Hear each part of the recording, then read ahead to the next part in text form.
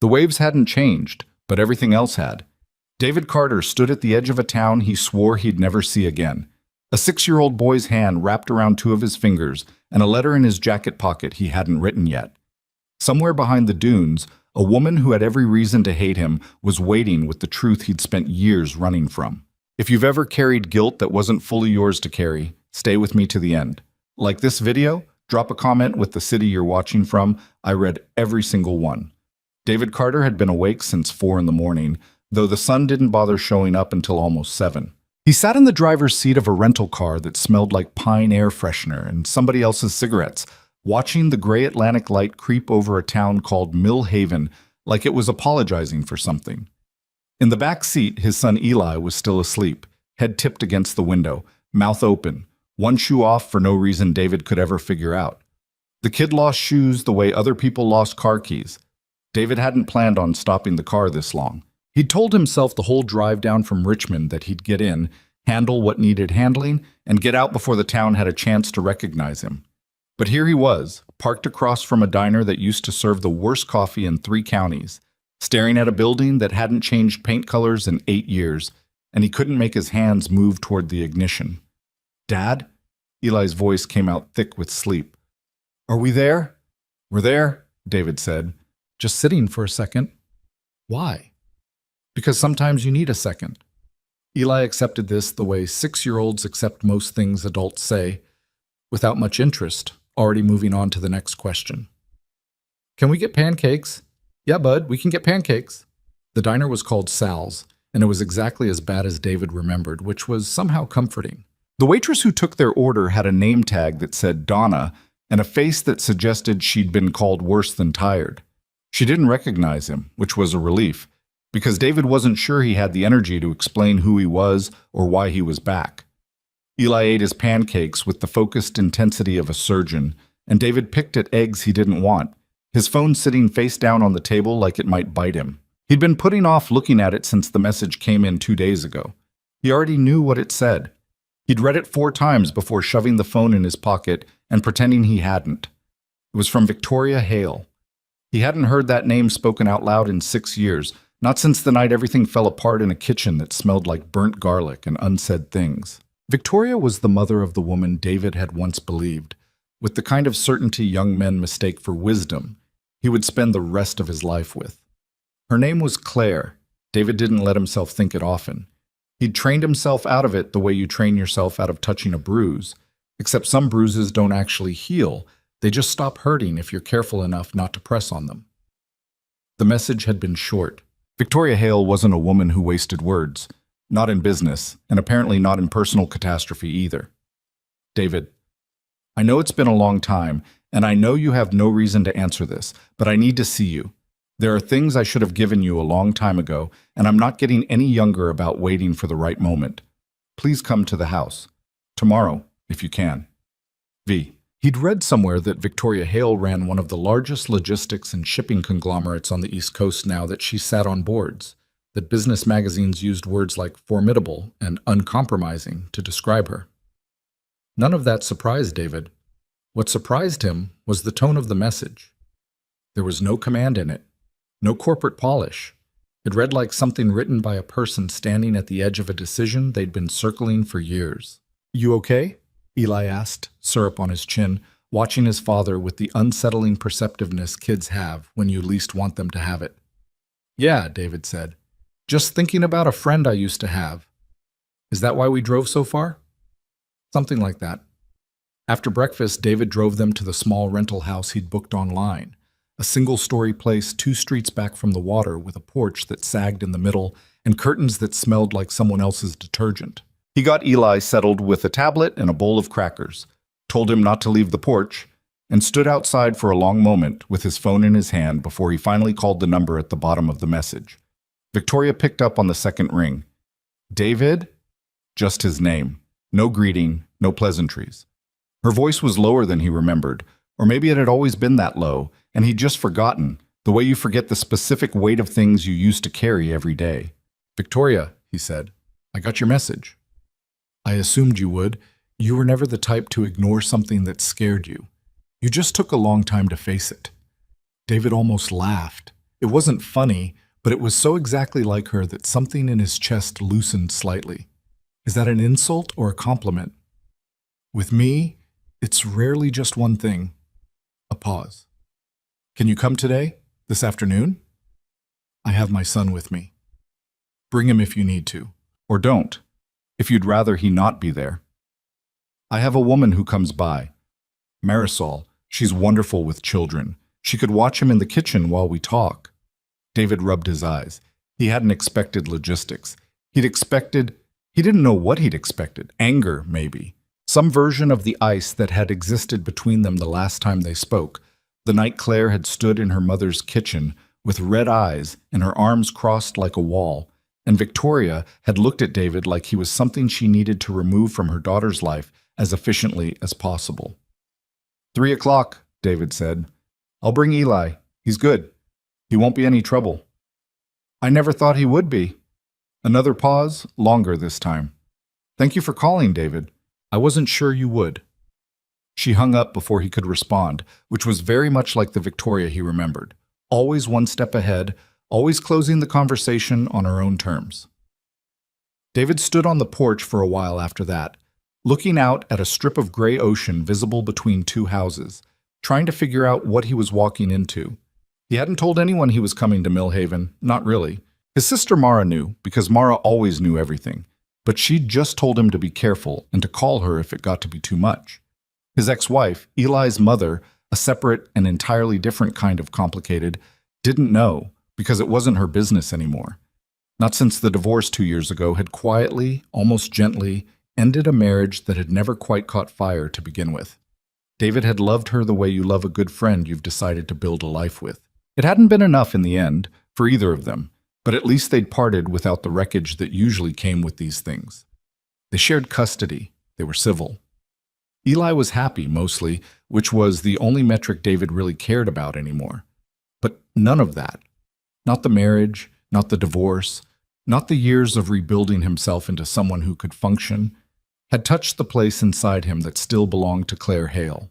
He'd loved her first, before he knew what love was supposed to cost, and some part of him had never fully come back from losing her.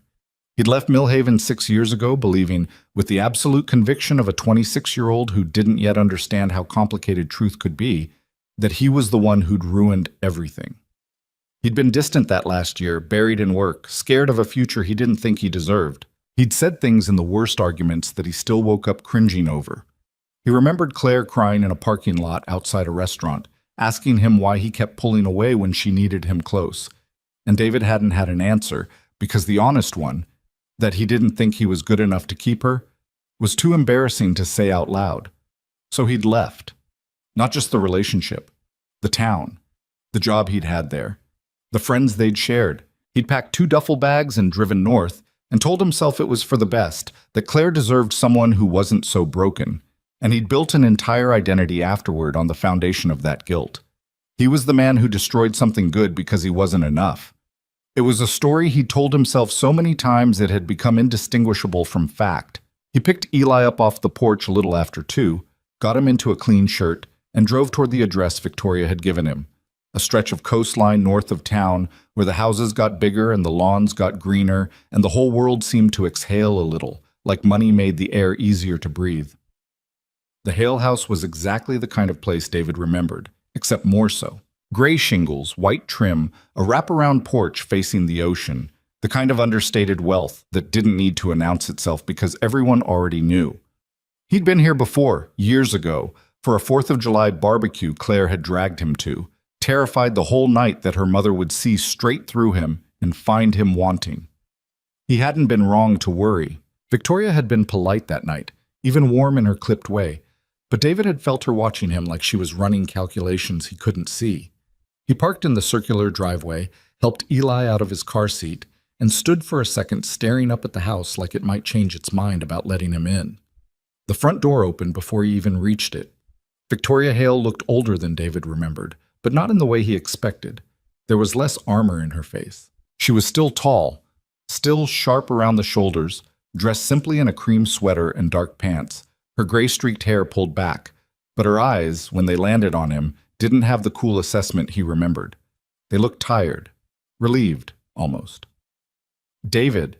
She glanced down at Eli, who was clutching David's hand and staring up at the big house with frank 6-year-old curiosity. And this must be Eli. Claire told me about him a while back. She said you'd had a son.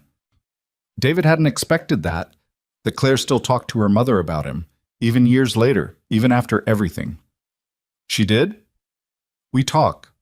Victoria's mouth did something that wasn't quite a smile. Come in, please. The inside of the house smelled like cedar and old books. A woman David hadn't met, Marisol presumably, appeared from somewhere near the kitchen and crouched down to Eli's level with an easy warmth that put the boy at immediate ease. There were cookies mentioned. There was a television with cartoons. Eli, who would befriend a houseplant if it showed him enough attention, went without complaint. Then it was just David and Victoria, standing in a wide living room with windows facing the water, the kind of silence between them that had 6 years of unspoken things crammed into it. Sit, Victoria said. Please. I made tea, though I suspect you'd rather have something stronger. Tea's fine. They sat across from each other in a room that felt too large for 2 people and too small for the conversation they were about to have. Victoria poured with steady hands, though David noticed she didn't quite meet his eyes while she did it. I imagine you're wondering why I asked you here, she said finally. The thought crossed my mind. I owe you an apology first for the way I treated you the last time you were in this house. I was cold to you, and I let my daughter believe certain things about you that weren't entirely fair because it was easier than examining my own part in what happened. David set his cup down carefully. Victoria, you don't have to... I do, actually.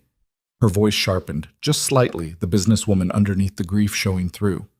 I've had 6 years to think about this. I'm not going to waste the opportunity being polite about it. David said nothing. He'd learned, somewhere in his 30s, that sometimes the kindest thing you could do for someone was just let them talk. When you and Claire ended things, I told myself a very simple story, Victoria continued. You left. You were scared. You were emotionally unavailable. You couldn't commit. And you broke my daughter's heart on your way out the door. It was a comfortable story. It put the blame somewhere outside our family. It meant I didn't have to look too closely at the things Claire and I had done wrong, or the things I had taught her about love that maybe weren't healthy. What things? David asked, his voice quieter than he intended. Victoria looked at him for a long moment, and something in her face cracked open just slightly. Claire grew up watching her father and me communicate through silence and avoidance. We were married 31 years, and I don't think we ever once finished a hard conversation in our entire marriage. We'd start, and then one of us would shut down, and the other would get angrier, and eventually we'd just stop talking about it and pretend it had resolved itself. That's what Claire learned love looked like. Not talking, pulling away when it got hard. I imagine that sounds familiar. David felt something cold move through his chest. It did sound familiar. It sounded, in fact, exactly like the last year of his relationship with Claire, the way conversations would start with real feeling and end in silence, the way both of them would retreat to separate rooms of the same house and call it giving each other space. I always thought that was me, David said. I thought I was the one who couldn't show up. That's the story I've told myself for 6 years. It wasn't only you, Victoria said. That's what I need you to understand. That's why I asked you here. She stood, smoothing her pants, and gestured for him to follow her. There's something I need to show you. I should have shown you years ago, but I told myself it wasn't my place. I've since decided that was a coward's excuse. She led him down a hallway lined with family photographs. Claire as a child, gap-toothed and grinning. Claire in a graduation gown, a photo David hadn't seen before. Claire standing on a beach somewhere with her arms wrapped around her own shoulders, looking out at water, looking, David thought, lonely in a way that made his stomach hurt. At the end of the hallway was a door Victoria unlocked with a small brass key from her pocket. This was my husband's study, she said. After he passed, I didn't have the heart to change it. I use it now for things I'm not ready to throw away and not ready to look at. The room was small, lined with bookshelves, a single window looking out toward the water. In the corner sat a wooden chest, the kind with brass clasps that looked like it belonged in an antique shop, and beside it several cardboard boxes neatly labeled in handwriting David didn't recognize. "What is this?" he asked. Victoria knelt by the chest, undid the clasps, and lifted the lid. Inside, organized with a precision that David suspected came from grief rather than habit, were stacks of envelopes. Dozens of them. Maybe more than dozens. Some yellowed slightly with age, some looking newer, all of them sealed.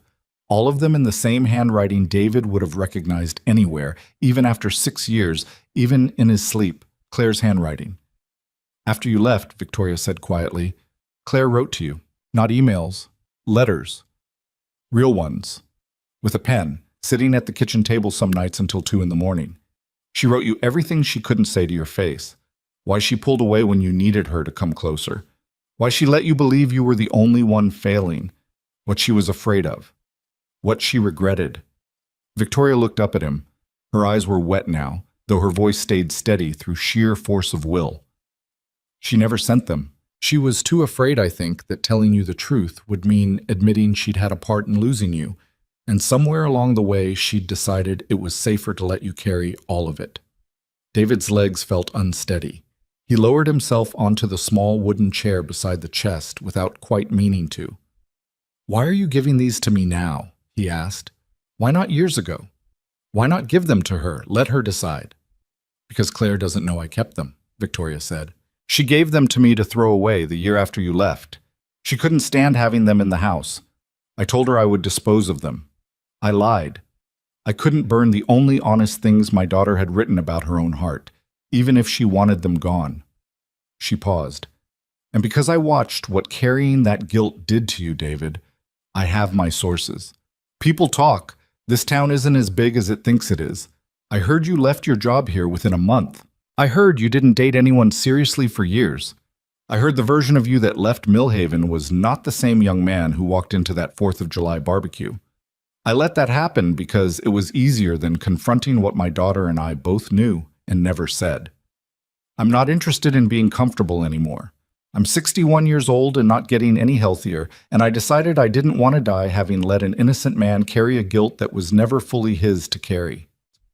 David stared down into the chest, at all those sealed envelopes, years of a woman's unspoken heart sitting in a box like evidence in a trial no one had ever held. "I don't know if I can read these," he said honestly. "You don't have to read them today," Victoria said. "You don't have to read them at all if you decide that's not what you need. But I wanted you to have the choice. I took that choice away from you once by staying silent. I won't do it twice." David reached out and lifted one envelope from near the top of the pile. The paper was soft with age, the ink slightly faded. On the front, in Claire's handwriting, just his name. David. Nothing else. No address, because it had never been meant to travel anywhere except into this box, into this darkness, waiting. "Can I take some time?" David asked, his voice rough. "I have Eli. I don't think I can do this with him down the hall." "Of course."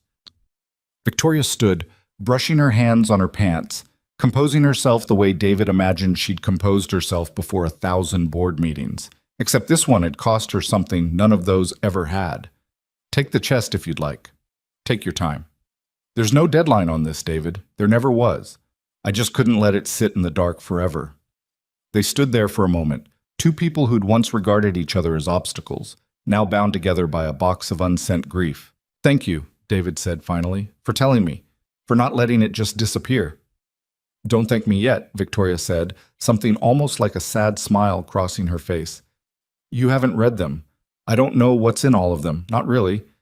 I never let myself read more than the first lines of a few before I couldn't bear it. They might not give you peace, David. They might just give you a fuller, messier truth. Sometimes that's worse before it's better." David thought of the years he'd spent believing a simple story about himself. The man who ruined a good thing, who wasn't built right for love, who left because leaving was the only honest thing he knew how to do. He thought about Eli down the hall, about the divorce, about all the ways he'd built his whole adult life around a wound he'd never properly let anyone look at. "I'd rather have a messier truth," he said, "than a clean lie I've been living inside for 6 years. Victoria nodded slowly, like that was the answer she'd been hoping for, and together they carried the chest out to David's car, while Eli, oblivious and sticky with cookie crumbs, waved goodbye to Marisol like they were old friends. David buckled his son into his car seat, loaded the chest into the trunk like it weighed considerably more than its actual size suggested, and stood for one more moment in the Hale driveway, looking back at the house, at the woman standing in the doorway with her arms wrapped around herself against the ocean wind. "Victoria," he called out. She paused. "Does Claire know you're doing this?" A long silence stretched between them, filled only by the sound of waves somewhere behind the house, patient and indifferent to everything human beings did to each other. "Not yet," Victoria said, "but I imagine she will, eventually. Some truths have a way of finding their way home, David, whether we send them or not." David drove back toward the rental house with the ocean on his left and a box of his ex-girlfriend's unsent heartbreak in his trunk. Eli humming some tuneless song in the back seat, completely unaware that his father's entire understanding of himself was about to be taken apart, letter by letter, in the days that followed. He didn't know yet what he would find in those envelopes. He didn't know that some of what Claire had written would break something open in him he'd kept carefully sealed for 6 years. He didn't know that understanding, when it finally came, would hurt in a different way than guilt ever had. Quieter, sadder, but somehow survivable in a way the guilt never was. All he knew, pulling into the driveway of the little rental house with the sagging porch, was that he wasn't the same man who had driven into Millhaven that morning, and the chest sitting in his trunk, full of a truth 6 years too late, was only the beginning. Eli fell asleep within 10 minutes of the car moving, the way he always did, like someone had flipped a switch behind his eyes. David carried him inside, still buckled into the weight of sleep, laid him down on the bed in the smaller of the 2 bedrooms, and stood there a moment longer than necessary just watching his son breathe. There was something about a sleeping child that made the rest of the world's noise quiet down, even if only for a minute. David needed that minute. He needed several of them. He went back out to the car for the chest. It was heavier than it looked, or maybe it just felt that way because of what was inside it, the way grief has a strange physics that makes paper weigh more than it should. He carried it through the front door and set it down in the middle of the living room floor, then stood over it with his hands on his hips like it might do something unexpected if he looked away. He didn't open it right away. He made coffee he didn't drink. He checked on Eli twice. He sat on the porch for 15 minutes watching the neighbor's cat stalk something invisible in the grass. He realized eventually, stalling the way he used to stall before difficult conversations with Claire, circling the thing instead of walking into it, telling himself he was being careful when really he was just being afraid. "Okay," he said out loud to no one. "Okay." He sat down on the floor in front of the chest, the way he used to sit on the floor of Claire's apartment back when they were 25 and broke and happy in a way he hadn't fully appreciated until it was gone, and he opened the lid. The envelopes were arranged in no particular order that he could tell, just stacked the way grief stacks things, urgently, without much thought for organization, because organizing implies you plan to look at it again someday. He picked up the one closest to the top. "David," the front read, nothing else. He turned it over. The seal was still intact, 6 years old, the glue gone slightly brittle. He broke it open. The letter was dated about 3 weeks after he'd left Millhaven. Claire's handwriting was smaller than he remembered, tighter, like she'd been trying to fit more truth into less space. "David, I keep starting this letter and then stopping because every time I write something honest, I get scared and tear the page up. This is my 4th try. I'm not tearing this one up. I don't care how bad it sounds. I told my mother you left because you were scared of commitment. That's not entirely true. You were scared, yes, but I don't think it was commitment you were scared of. I think you were scared of being seen, really seen, the way I was starting to see you, tired, unsure, not as put together as you wanted me to think you were.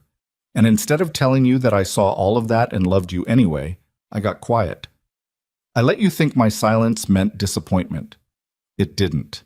It meant I didn't know how to say, I see you struggling and I'm not going anywhere, without sounding like I was managing you, like you were a problem I was trying to fix instead of a person I loved. I'm sorry I let you believe my silence was judgment. It was actually just fear, wearing a different coat." David put the letter down on his knee and sat very still.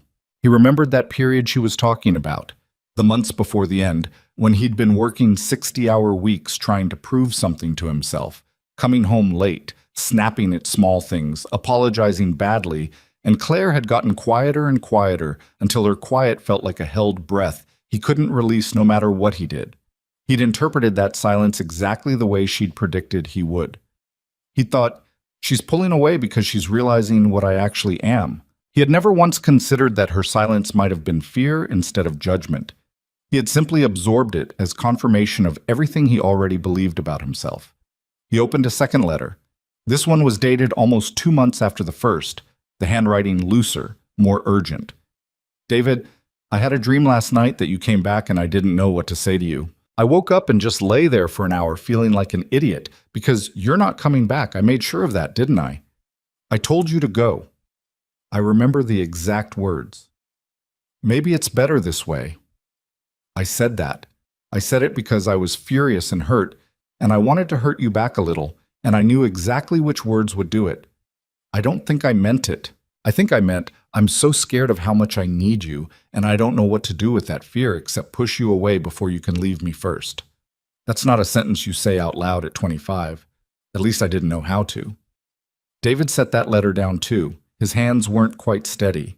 He thought about that night, the one she was describing, a fight in the kitchen of the apartment they'd shared for 2 years, both of them exhausted from months of slow erosion, both of them saying things designed less to communicate and more to wound.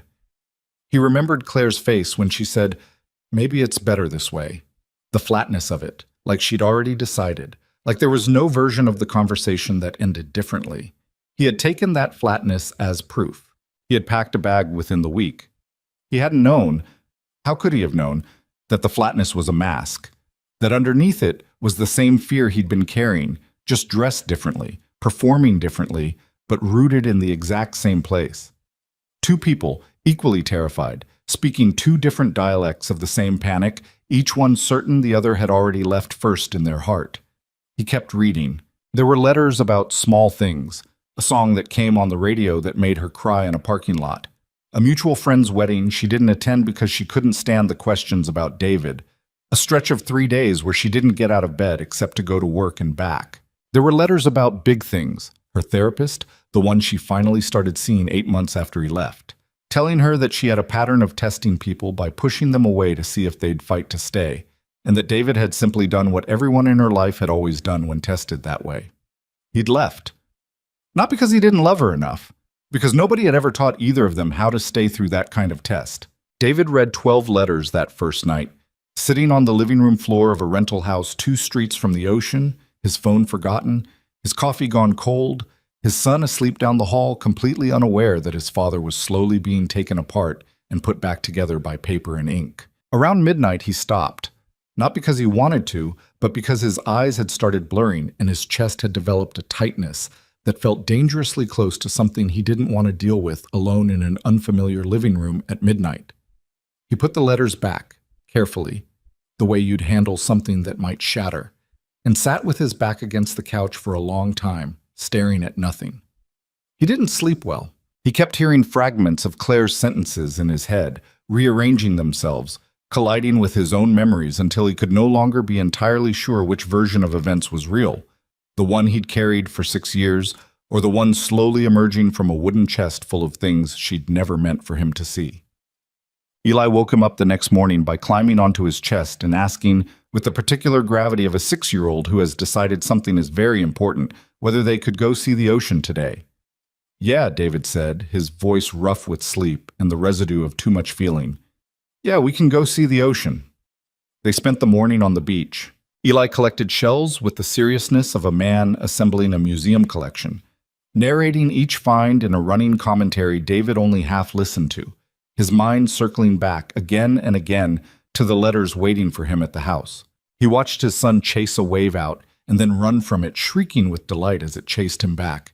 And David thought about the version of himself that had walked into Millhaven a day ago, believing one simple story about why he was the man who couldn't keep love. He wasn't sure that man existed anymore. He wasn't sure who had replaced him yet, either. His phone rang around noon. Victoria. I wasn't going to call, she said, when he picked up. I told myself I'd give you space. I'm calling anyway. I'm 61, David. I've earned the right to be a little impatient. David laughed despite himself, sitting on a beach towel while Eli dug a hole nearby with grim determination. I read some of them last night. How many is some? 12. Victoria was quiet for a second. How are you? Honestly, I don't know yet. It's like finding out a movie you've watched 50 times had an entirely different ending that nobody told you about. He rubbed his eyes. I always thought I was the only one who broke it. I built a lot of my life around that idea, that I was the problem, that I left because something was wrong with me that made me incapable of staying. And now? Now I'm not sure anymore. It's not better, exactly. It's just different, heavier in a different place. I know that feeling, Victoria said. I lived inside it for 31 years with my husband, and another 6 watching what it did to my daughter and to you, even from a distance. I'm not going to pretend the truth is comfortable, David. I just believe it's better than the alternative. Why didn't Claire ever send them? David asked. It was the question that had been sitting underneath everything since the night before. If she felt all of that, if she wrote all of that down, why keep it locked away? Victoria sighed, and David could hear the weight of years in it. Because admitting fault out loud to the person you hurt, that requires a kind of bravery most people don't have access to, especially not at 25, especially not when they're also hurting. It's easier to let someone believe they're the villain. It lets you stay the victim. I'm not saying that to be cruel about my daughter, David. I did the exact same thing with her father for 31 years. We are not, as a family, very good at this particular kind of honesty. I'm trying to be better at it now, in whatever years I have left. David watched Eli stack wet sand into something that might have been intended as a castle, might have been intended as nothing at all, just the pure physical joy of building something only to watch the tide eventually take it back. Does she know I'm here? David asked. In Millhaven? Not for me, Victoria said. But this town has a memory, David. Someone will have seen you at Sal's by now. Someone will mention it to someone who knows her. I'd be lying if I said I thought you had much time before word reached her, one way or another. What happens if she finds out before I'm ready? I don't know, Victoria admitted. I genuinely don't know how she'll react to any of this. I've thought about telling her myself for months, and every time I get close, I lose my nerve. That's its own kind of cowardice, I suppose. I gave the letters to you before I gave her the truth about keeping them. Maybe that's backward. I've made a lot of decisions in my life by instinct, and I'm fairly sure I've made some of them wrong. I just know that you deserve to see your own story clearly, whatever happens next. After they hung up, David sat on the beach for a long time, Eli's small voice narrating an elaborate sandcastle drama in the background, and thought about Claire, not the version of her he'd built in his memory, frozen at 25 and furious in a kitchen, but a fuller, messier version. A woman who'd grown up in a house where love was something people performed instead of practiced. A woman who tested the people she loved by pushing them, because somewhere along the way she'd learned that real love was supposed to survive being tested, and anything that left when pushed clearly hadn't been real in the first place. David had failed that test all those years ago, not because he didn't love her enough, but because nobody had ever told him the test existed or how to pass it. He went home that afternoon and read 7 more letters. The 4th day in Millhaven, David ran into someone from his old life. He was at the hardware store picking up a few things for the rental house, a light bulb, batteries, something to fix the screen door that kept sticking, when a familiar voice said his name from behind a display of paint cans. David Carter. I'll be damned. He turned to find Tom Ridley, who'd worked construction with him the summer before everything fell apart, now a little heavier, a little grayer, wearing a contractor's vest with a company logo David didn't recognize. Tom. David shook his hand, genuinely glad to see him, surprised by how glad. It's been a while. 6 years, man. You disappeared off the face of the earth. Heard you went up north. Tom looked him over, the way old friends do, cataloging the changes. You look tired, brother. Long story, David said. You got time for coffee? I close up the truck in 20 minutes. David thought about Eli, asleep in the rental house with a sitter he'd found through the local listing Victoria had recommended, a retired school teacher named Joan who had immediately won Eli's loyalty with a deck of cards and an endless supply of patience.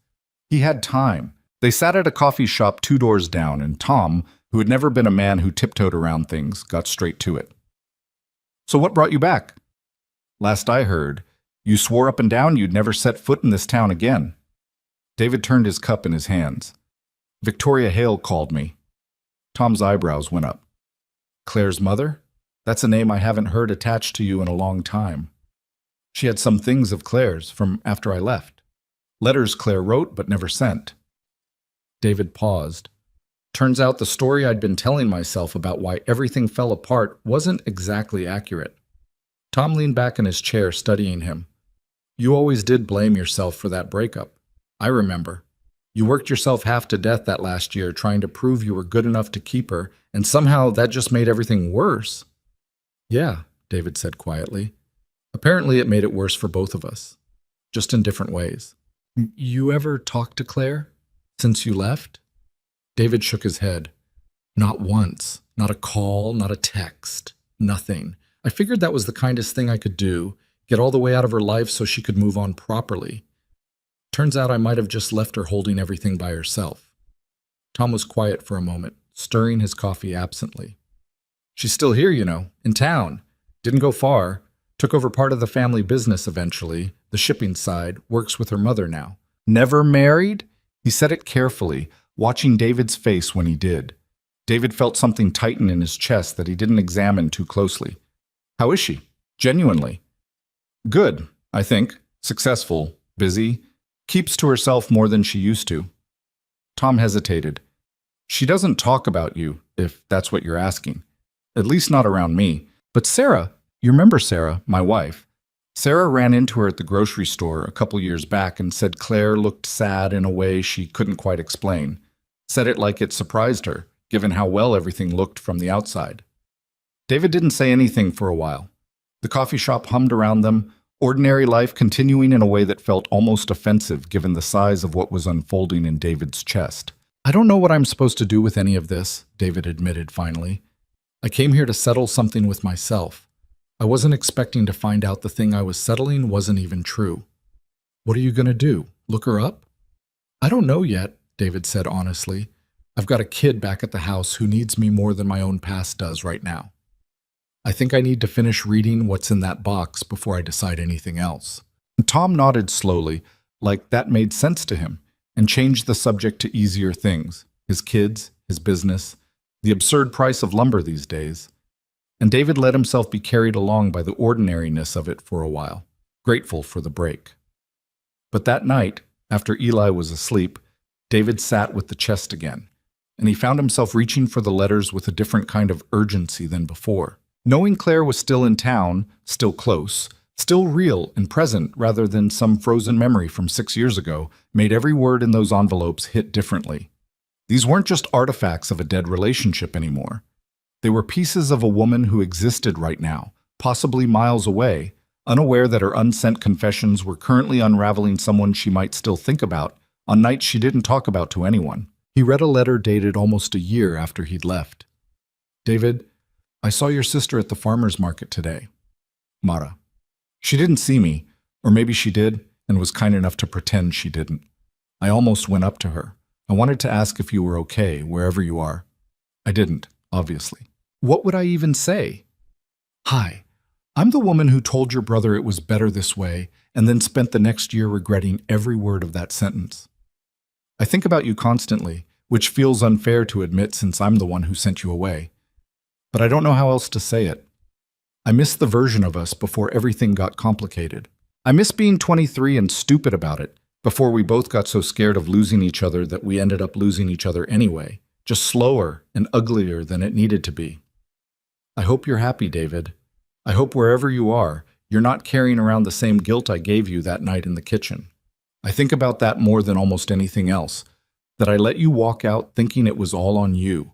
I should have run after you. I didn't. I told myself it was pride. I think it was actually just fear, the same fear, dressed up one more time. David put the letter down and pressed the heel of his hand against his eyes. He thought about all the nights since he'd left Millhaven, the apartment he'd rented in Richmond that he'd never quite made feel like home, the relationships he'd started and quietly sabotaged before they could get serious, the way he'd thrown himself into his marriage with Eli's mother determined to prove he could be steady, reliable, present, only to discover that he'd built that marriage on the foundation of trying to outrun a guilt rather than actually loving someone for who they were. He thought about how often, lying awake at 3 in the morning, he'd replayed that final fight with Claire and concluded, every single time, the same verdict. You weren't enough, and you knew it, and you left before she could find out for herself. He had never once considered that Claire might have spent those same sleepless nights replaying the same fight and arriving at her own verdict. I tested him because I was terrified, and he failed because nobody ever taught him the test existed, and it's my fault as much as his. 2 people. Same wound, different sides of it, both convinced they alone carried the blame. By the end of the first week, David had read almost half the letters. He started keeping a small notebook beside him as he read. Not to record anything specific, just because writing things down had always helped him process, even as a kid. He found himself writing fragments. Not my fault alone. Not her fault alone. 2 scared people who didn't know how to ask for what they needed. He wrote, I left because I believed leaving was honest. She stayed silent because she believed silence was safe. Neither of us was right. Neither of us was a villain. Eli, blessedly unaware of the seismic shift happening in his father's understanding of himself, spent his days building an increasingly elaborate relationship with the ocean, collecting an alarming number of shells, and asking Joan the babysitter so many questions about how tides worked that she eventually printed out a children's diagram from the library just to keep up. One evening, after Eli had gone to bed, David called his sister Mara. You sound different, she said almost immediately, before he'd said more than hello. Different how? I don't know. Lighter and heavier at the same time. What's going on down there? David told her about Victoria, about the letters, about the slow dismantling of the story he'd lived inside for 6 years. Mara listened without interrupting, which was rare for her, and when he finished, there was a long pause on the line. I always hated that story you told yourself, she said finally. The one where you were the villain. I used to want to shake you. You were 25, David. You were scared and overworked, and nobody taught either of you how to fight fair. That doesn't make you a monster. It makes you human. I know that now. Sort of. I'm still figuring out how to actually believe it, instead of just understanding it intellectually. That's normal. Believing things in your chest takes longer than believing them in your head. Mara was quiet for a second. Are you going to see her, Claire? David looked toward the window, toward the dark shape of the ocean, somewhere beyond the houses, invisible at this hour, except for the sound of it. I don't know, he admitted. Part of me wants to. Part of me thinks showing up after 6 years with a box of her own secrets might be the worst possible thing I could do to her. She didn't choose to have these read. Her mother made that choice for her. That's true, Mara said. But you also didn't choose to spend 6 years thinking you destroyed something good all by yourself. Maybe at some point the kindest thing isn't protecting her from an uncomfortable conversation. Maybe it's just being honest, the way neither of you knew how to be back then. David didn't have an answer for that yet. He told Mara he loved her, promised to call again soon, and sat alone in the quiet living room for a long time after they hung up, the chest open beside him, more letters waiting, more of Claire's unguarded heart spread out across years he hadn't known about, each one chipping away at the simple, punishing story he'd built his whole adult identity on top of. He picked up another envelope. This one was dated almost 3 years after he'd left, recent enough that the ink looked barely faded at all. David, I don't even know why I'm still writing these. Maybe because some part of me needs somewhere to put all of this that doesn't involve actually facing it. My therapist says I have a pattern of doing that. Keeping feelings in boxes instead of rooms, she says, where at least they'd have to breathe a little. I told her that was a strange way to put it. She told me to write you a letter about it. So here I am. I think I finally understand what happened between us. I don't think you left because you stopped loving me. I think you left because I made loving you feel like a test you were destined to fail, and you got tired of failing it. I wish I could go back and tell 23-year-old me that real love isn't supposed to be a test at all. I wish someone had told me that before I learned it the hard way, by losing the person I loved most in this world over a lesson I didn't even know I was teaching. I hope, wherever you are, you found someone who doesn't need you to pass any tests. You deserved that a long time ago. David sat with that letter in his lap for a long time, the house quiet around him, his son asleep down the hall, the ocean somewhere out there in the dark, patient and endless, carrying its own secrets in and out with every tide. He thought about Victoria's words from that first afternoon. They might not give you peace, they might just give you a fuller, messier truth, and understood, finally, exactly what she'd meant. The guilt wasn't gone, but it had changed shape. It no longer sat in his chest like a verdict. It sat there now like a question, one he wasn't sure yet how to answer, but one that no longer felt like it belonged to him alone. He closed the letter carefully, set it back with the others, and for the first time in longer than he could remember, fell asleep without the familiar, exhausting weight of believing he was the only one who'd broken something beautiful. David woke up the next morning with the letter still on his mind, the way a song gets stuck behind your eyes instead of your ears. Eli wanted waffles. David made waffles, badly, burning the first two before he got the iron's timing right, and Eli ate them anyway, with the forgiving appetite of a child who didn't yet understand that food could be judged. "You're quiet today," Eli said, syrup dripping off his fork in a way that suggested gravity was about to become David's problem. "Are you sad about your friend again?" David caught the syrup with a napkin before it hit the table. "A little. But it's a good kind of sad, I think. Does that make sense?" Eli considered this with the seriousness he gave most things. Like when a movie ends and it's sad, but you're glad you watched it.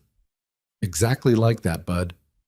He took Eli to the small public library in town that afternoon, mostly because Joan wasn't available, and partly because he needed somewhere that wasn't the rental house, somewhere the chest of letters couldn't follow him with its quiet gravitational pull. Eli disappeared into the children's section with the focus of a man on a mission, and David sat near the window with a paperback he wasn't really reading, watching the parking lot, his mind elsewhere. That was where Victoria found him. He didn't see her come in. He only looked up because Eli, returning with an armful of books about sharks, stopped dead and stared at the tall woman standing a few feet away with an expression of polite, careful neutrality. "David," Victoria said, "Joan mentioned you might be here. I hope it's all right that I came." "Of course." David stood, surprised, glancing at Eli, who was now studying Victoria with the open curiosity of a child trying to figure out where an adult fit into his world. "Eli, this is Victoria. She's a friend." "Hi," Eli said. "I found a book about hammerhead sharks. Did you know their eyes are on the sides of their heads so they can see almost all the way around?" "I did not know that," Victoria said, and something in her face softened in a way David hadn't seen yet, not even in the quiet moments at the house. "That sounds like a very useful book. Maybe you could teach me about it sometime."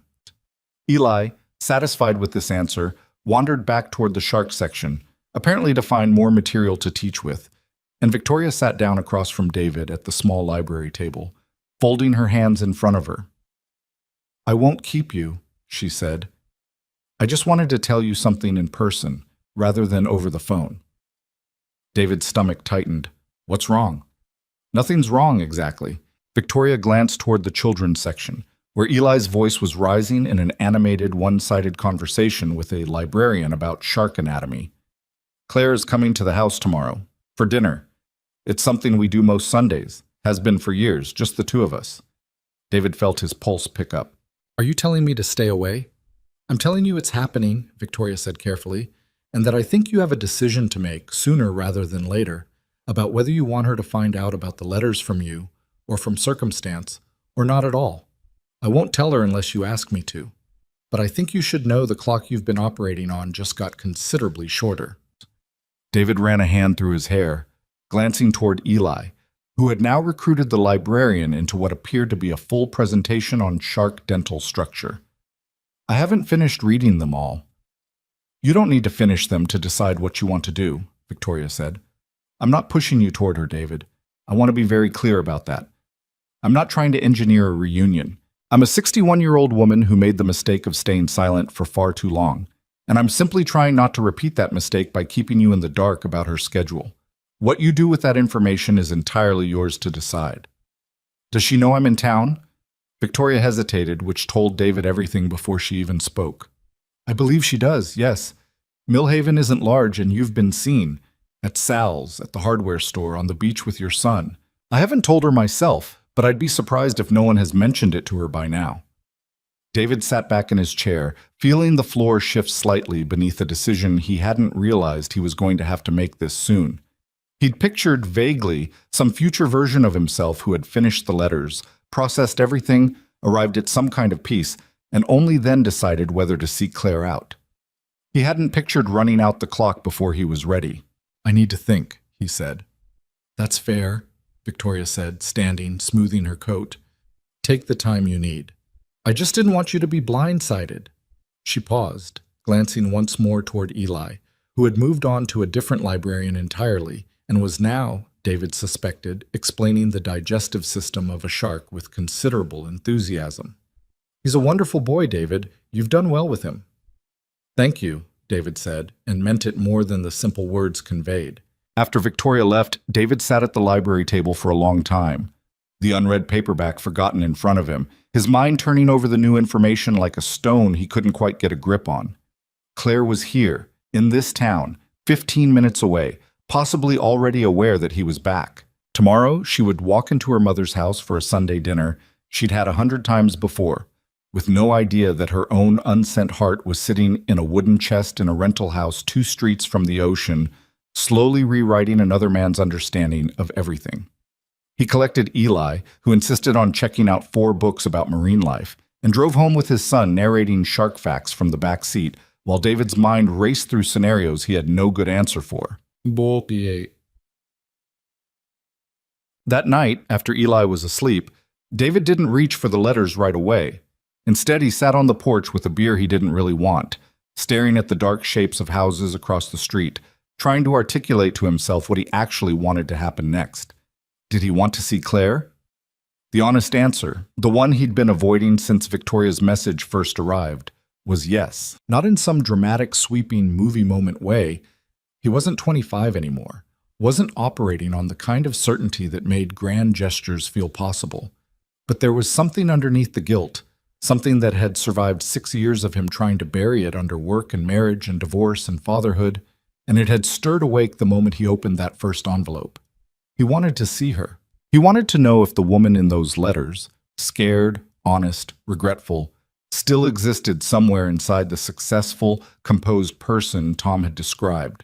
The one who'd taken over part of the family business and never remarried and looked, according to someone's wife at a grocery store, sad in a way nobody could quite explain. But wanting to see her and knowing what to do with that want were 2 very different problems. He went back inside eventually and pulled out his notebook, the one he'd started jotting fragments into as he read the letters, and wrote slowly the way you write something you're trying to convince yourself of. This isn't about getting her back. This is about understanding what actually happened so I can stop carrying something that was never only mine to carry. Whatever I decide to do about Claire has to come after that, not instead of it. He read 4 more letters that night, working his way deeper into the chest, into years he hadn't known about, watching Claire's voice change on the page as time passed, angrier in some places, more resigned in others, occasionally almost light, as if she'd had a good day and let herself write about something other than him for a paragraph before circling back, inevitably, to the same wound.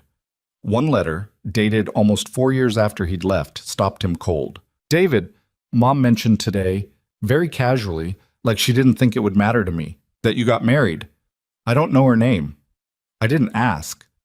I went to the bathroom and threw up, which felt dramatic even as I was doing it, and then I came back to dinner and finished my plate and talked about a shipping contract like nothing had happened because that's what we do in this family. We finished the meal. I want to be happy for you. I think some part of me is. You deserve someone who shows up for you the way I didn't always know how to. I just didn't expect it to feel like this. Like a door closing on a room I didn't realize I was still standing in. I hope she's good to you. I hope you're better at letting her in than you were with me. I hope, selfishly, that some tiny part of you still thinks about the apartment with the broken radiator and the summer we drove to the coast with no plan and got lost on purpose because neither of us wanted the day to end. I think about that more than I should. I'm not writing to you to ask anything. I just needed somewhere to put this.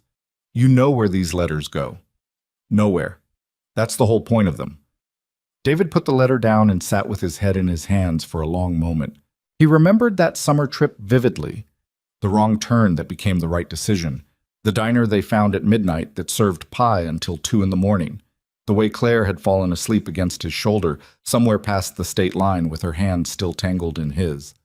He hadn't known, all those years later, that she'd thrown up over the news of his marriage. He hadn't known any of this had cost her anything at all. He'd built an entire story where he was the only casualty, where Claire had simply moved past him cleanly while he limped along carrying the wreckage alone. The letters made it very clear that wasn't true. It had never been true. He sat with that for a long time before he finally went to bed, and even then sleep didn't come easily. He kept hearing her voice in his head, the version of it on the page, scared and honest in a way, the actual Claire, composed, successful, according to everyone he'd talked to, apparently never let herself be out loud anymore. Sunday morning, David made a decision he wasn't entirely sure was the right one. He called Victoria. "I want to come to dinner tonight," he said before she could say hello properly. "Not to ambush her. I'll leave the second she wants me to. But I think I need to see her, Victoria, before I read another word of those letters. I think continuing to learn everything about her from paper without ever looking her in the eye is its own kind of cowardice. The same kind I've apparently been running from for 6 years." There was a long pause on the line. "Are you certain?" "No," David admitted. "But I don't think certainty is something I'm going to get by waiting longer." "I'll need to tell her you might be there," Victoria said. "I won't spring you on her, David. That wouldn't be fair to either of you. Let me call her this afternoon, give her the choice of whether to come at all, knowing you might be there. And if she says no, then you respect that," Victoria said simply. "Some doors don't get to be opened just because you're finally ready to knock on them. She gets a say in this too." David accepted that, even though it sat uneasily in his chest, a reminder that whatever he was feeling, whatever clarity the letters were giving him, none of it entitled him to anything from Claire. She'd built a life in the 6 years he'd been gone. She was allowed to want that life left undisturbed. Victoria called back 2 hours later. Her voice sounded careful, measured in a way that told David she was choosing her words with deliberate precision. "She said yes," Victoria said. She also said, and I'm quoting her directly because I think you should know exactly what you're walking into, "I don't know if I'm ready for this, but I'm tired of not being ready for things." David closed his eyes. "That sounds like her." "It does," Victoria agreed, something almost like warmth in her voice. "Dinner's at 6. Bring Eli if you'd like, or arrange for Joan, whichever feels right to you. I'll leave that to your judgment." David arranged for Joan. Some conversations, he understood, weren't meant to happen with a 6-year-old present, no matter how good that 6-year-old was at reading rooms. He spent the afternoon in a state he didn't have a good word for. Not quite anxious, not quite hopeful. Something jittery and unresolved sitting in his chest that made it hard to focus on anything for more than a few minutes at a time. He changed his shirt twice. He told himself that was ridiculous, that this wasn't a date, that he was a 32-year-old divorced father walking into a complicated, painful conversation, not a teenager going to prom. He changed his shirt a third time anyway. He arrived at the Hale house a few minutes before 6, his stomach in a knot that hadn't loosened the entire drive over. Victoria opened the door before he knocked, her face doing something complicated. Relief, maybe, or the particular tension of a person who has set something in motion and is no longer entirely sure she can control where it goes. "She's not here yet," Victoria said. "Come in. I thought it might help to have a few minutes to compose yourself before she arrives." David stepped into the house he'd been in only days before, though it felt like much longer, like an entirely different version of his life had walked through this door the first time. Victoria led him to the same living room, the window still facing the same gray stretch of ocean, and poured him a glass of wine he didn't ask for but accepted gratefully. "I want to say something before she gets here," Victoria said, sitting across from him, her posture straight in the way David imagined it had been, straight through 1,000 difficult board meetings. "Whatever happens tonight, however this conversation goes, I want you to know that giving you those letters was not a mistake. I've turned it over in my mind every day since you walked into that study, wondering if I'd done something unforgivable by opening a door my daughter had deliberately closed. But watching you these past several days, David, watching the weight come off you slowly, letter by letter, I believe I did the right thing. Even if tonight is hard, even if Claire is angry with me for a while, I believe it was right." "Thank you," David said quietly, "for trusting me with it." They heard the car in the driveway a few minutes later. David's heart did something complicated and immediate, a lurch he hadn't felt in years, Not with this particular intensity, not since the early days with Claire, when just the sound of her key in a lock used to make his whole chest light up. He stood without quite meaning to, smoothing his shirt, and Victoria gave him a brief steadying look before going to the door. He heard them before he saw them, Victoria's voice, low and warm, and then Claire's, a sound David hadn't heard in 6 years, a sound that hit something in him so immediate and physical it nearly knocked the breath out of him. "Mom, you said he might be here. You didn't say he'd already be—" And then she was in the doorway of the living room, and David was looking at her for the first time in 6 years. She looked different and exactly the same, both at once, the way people do when enough time has passed to change them without erasing the person underneath. Her hair was shorter than he remembered, cut to her shoulders, and she was dressed the way David imagined she dressed for work, sharp, composed, a blazer that suggested she'd come straight from somewhere important. But her eyes, when they landed on him, lost every bit of that composure in an instant, and for a moment she just stood there, frozen in the doorway, looking at him like he was something she'd convinced herself she'd imagined. "David," she said, and her voice cracked slightly on the single syllable. "Hi, Claire." It was all he could manage, his own voice unsteady, in a way that embarrassed him. Nobody moved for a long moment. Victoria, standing slightly behind her daughter, looked between the two of them with an expression David couldn't quite read. Something between hope and dread. The look of a woman watching a decision she'd made finally come due. "I need a minute," Claire said finally, not quite looking at either of them, and turned and walked back out toward the porch. David looked at Victoria, unsure what to do. "Give her a moment," Victoria said quietly. "She'll come back. She's not someone who runs from things, even when she wants to. She just needs to find her footing first." David waited, his hands sweating, his heart pounding in a way that felt almost violent. Through the window, he could see Claire standing at the porch railing, her back to the house, her shoulders rigid, one hand pressed against her mouth like she was holding something in. It was almost 10 minutes before she came back inside. Her eyes were red but dry, her composure rebuilt, though David could see the effort it had taken to put it back together. "Mom," she said, "can you give us a minute? Just David and me?" Victoria nodded and left the room without a word, closing the door to the kitchen gently behind her. And then it was just the two of them, standing in a living room with 6 years of unspoken things between them, the ocean visible through the windows, patient and indifferent, the way it had been through every version of this story. "Why are you here?" Claire asked. Her voice wasn't unkind, but it wasn't warm either.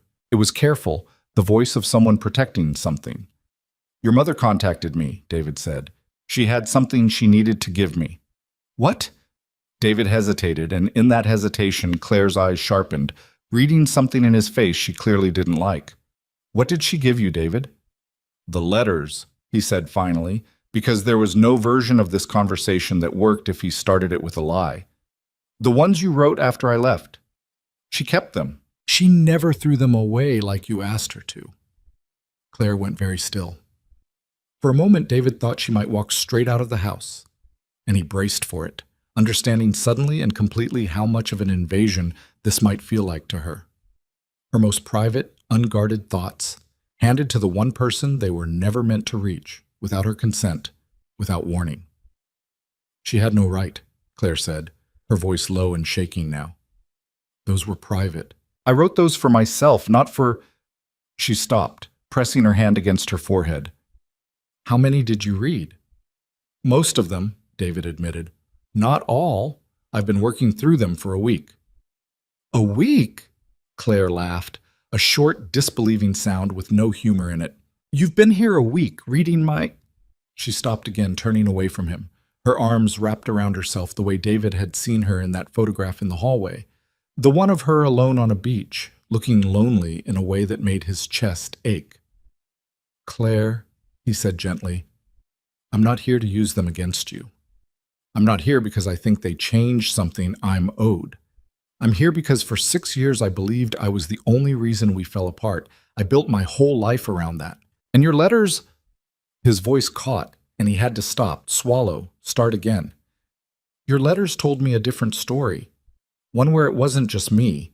One where we were both scared, both hurting, both saying the wrong things because we didn't know how to say the right ones." Claire turned back to face him, and David saw, for the first time since she'd walked into the room, the version of her from the letters, unguarded, raw, the careful business composure cracked open just enough to let something real through. "You think reading my private pain made things even between us?" she asked, but the anger in it had softened into something more like exhaustion. "David, I spent years writing those because I couldn't say any of it to your face. The idea of you reading them without me there to explain, to give context, to—" She shook her head.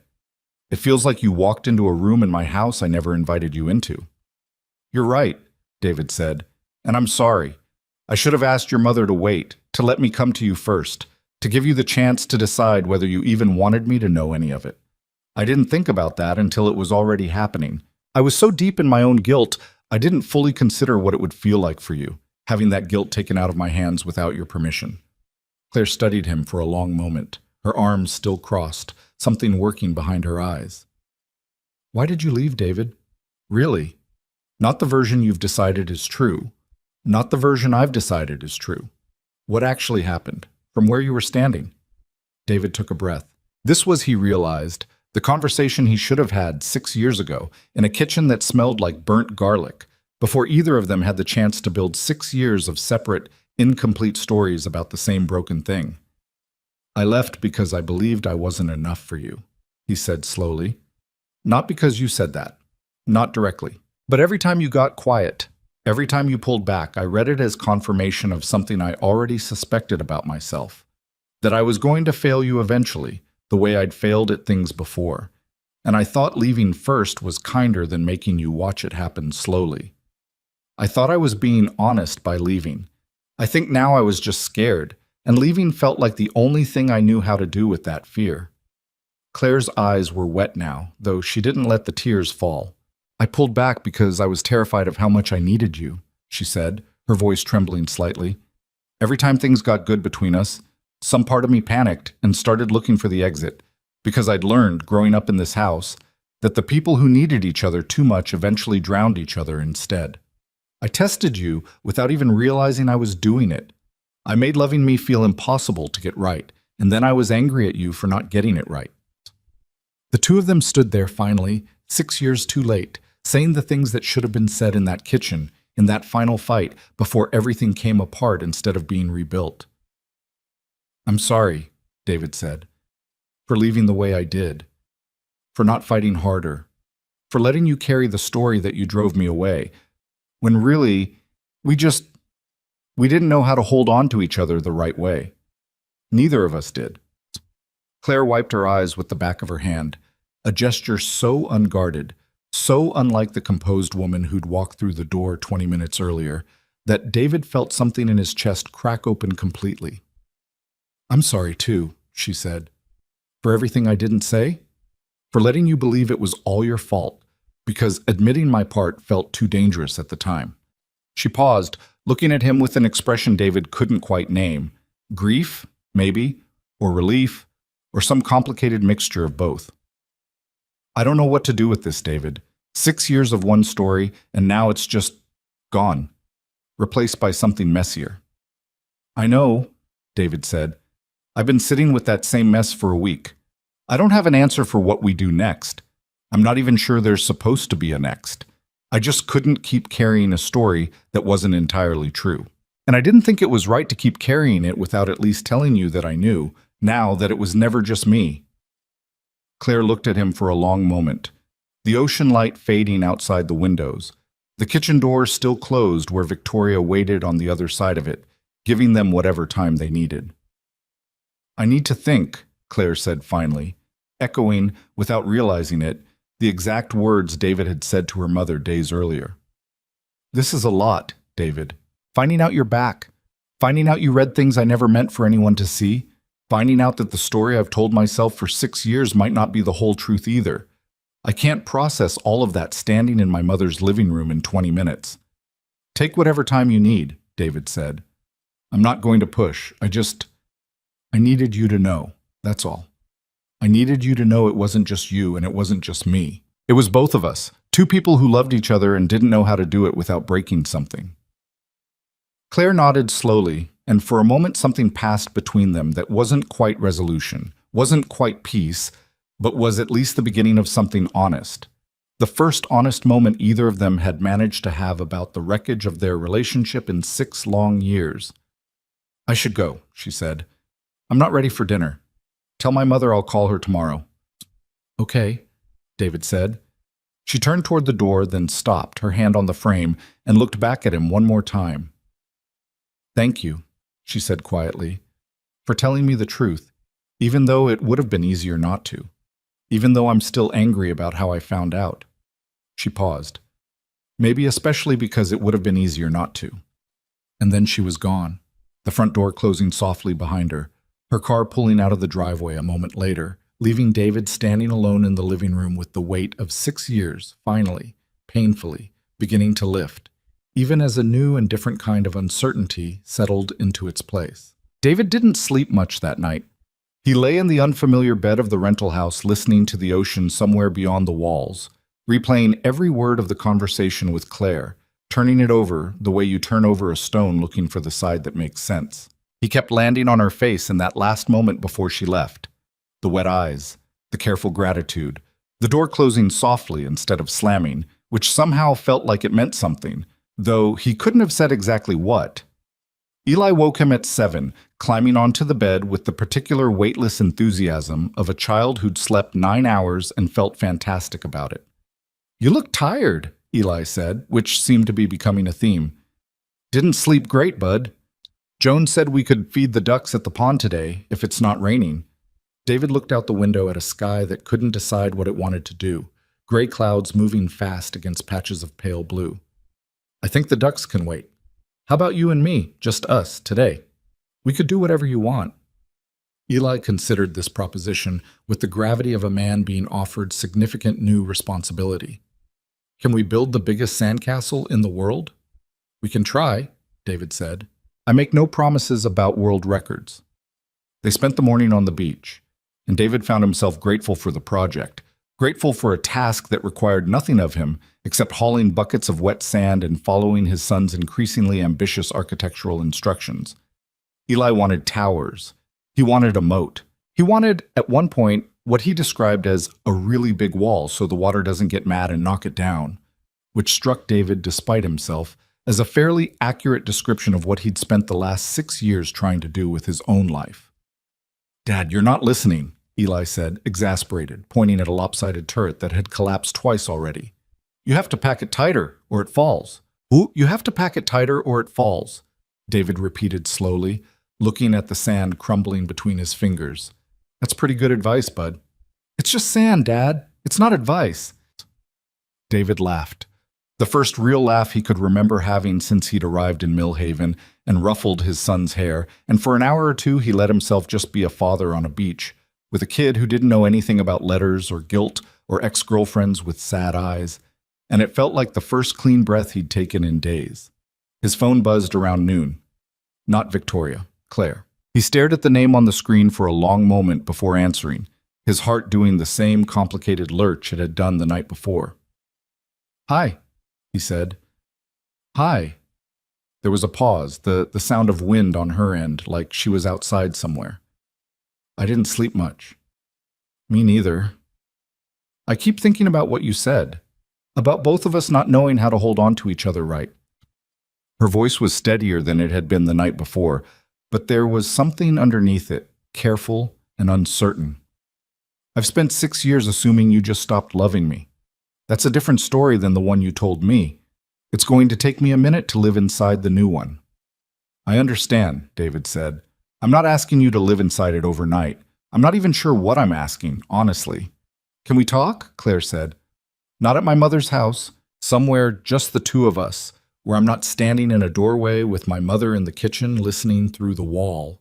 She wasn't listening through the wall, David said, though he wasn't entirely certain that was true.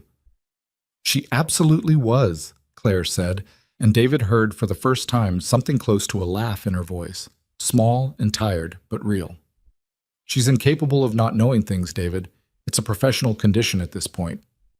"Yeah," David admitted. "I noticed."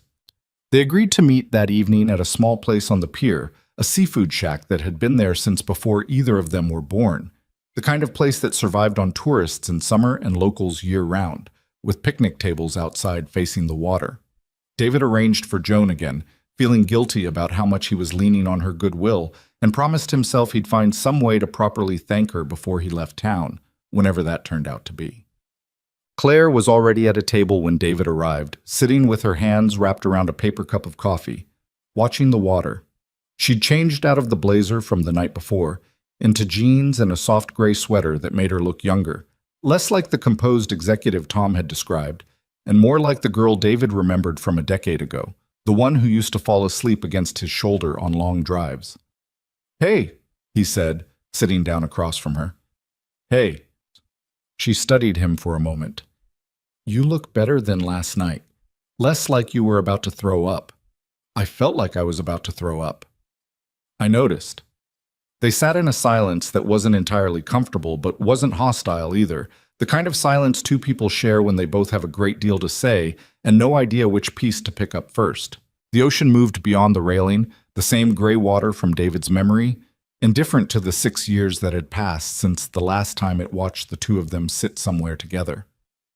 "I read some of them again last night," Claire said finally, "after you left. I went home and I found copies. I'd kept drafts of some, the early ones, before I started just writing straight to the final version. I hadn't looked at them in years." She wrapped her hands tighter around the coffee cup. "It's strange reading your own handwriting from someone else's grief. I barely recognized the person who wrote some of those." "I felt that too," David said, "reading them. Like I was finding out about a version of you I never got to actually know, because you never let me see her." "I didn't let myself see her most days," Claire said. "It's easier to be the person who has it together. I learned that from my mother. Took me a long time to understand it wasn't actually a strength." David thought of Victoria, 61 years old, finally deciding to stop being comfortable, and wondered how much of this entire unraveling traced back to one woman deciding, late in life, that honesty was worth more than control. "Can I ask you something?" David said. "And you don't have to answer if it's too much." "Okay." "Why didn't you ever try to find me in 6 years, not even once?" Claire was quiet for a long moment, looking out at the water, her jaw working slightly the way it always had when she was deciding whether to say something true or something easy. "Because I was scared of what I'd find," she said finally. "I told myself it was respect. That you'd left, you clearly wanted distance, and I owed you that. But honestly, David, I think I was scared that if I reached out and you'd moved on completely, happily, without any of the wreckage I was still carrying, it would confirm the thing I was most afraid of. That I'd loved you more than you'd loved me. That losing you had cost me more than it cost you." She glanced at him. "And then I heard you'd gotten married, and I told myself, well, there's your answer. He's fine. He's better than fine. Move on." "I wasn't fine," David said quietly. "I got married because I was trying to prove to myself I could build something stable, something that wouldn't fall apart the way we did. It wasn't really about her. I think some part of her knew that the whole time, even before I did. We were divorced within 3 years, amicably, mostly, but it wasn't built on anything real. It was built on me trying to outrun what happened with you." Claire's eyes flickered with something, surprise maybe, or a complicated kind of vindication she didn't seem entirely comfortable feeling. "I didn't know that. About the divorce? Not many people here would. I didn't exactly keep in touch with Millhaven." "You have a son, though," Claire said, her voice softening. "Eli. He's beautiful. Smart, too, from what little I overheard yesterday about hammerhead sharks." David smiled despite himself. "He's the best thing I've ever done. Genuinely. Whatever else fell apart, he didn't. I made sure of that." "That matters," Claire said, and meant it. David could tell. The businesswoman's edge gone entirely from her voice now, replaced by something gentler. "You're a good father. I can tell just from the way you talk about him." They ordered food they barely touched, the conversation moving in fits and starts, circling old memories neither of them had let themselves revisit in years. The apartment with the broken radiator, the wrong turn that became the best night of that whole summer, A Christmas they'd spent arguing about whose family to visit first and ending up, ridiculously, just staying home together and ordering Chinese food, calling it the best holiday either of them ever had. I forgot how easy it used to be, Claire said at one point, watching the water. Before everything got complicated. Talking to you, I mean. It used to just be easy. It's still kind of easy, David said. Right now, this conversation. It's the hardest easy conversation I've ever had. Claire laughed, surprised into it. That's an accurate description. The sun was starting to drop toward the water by the time the conversation slowed into something quieter, more careful. David could feel the weight of what hadn't been said yet sitting between them, the actual question neither of them had asked outright. What now? What happens after two people spend an evening discovering that the wound they'd both carried separately for 6 years had always belonged to both of them? I don't know what I'm supposed to do with all of this, Claire said finally, echoing words she'd said the night before. Though her voice carried something different now, less defensive, more genuinely lost.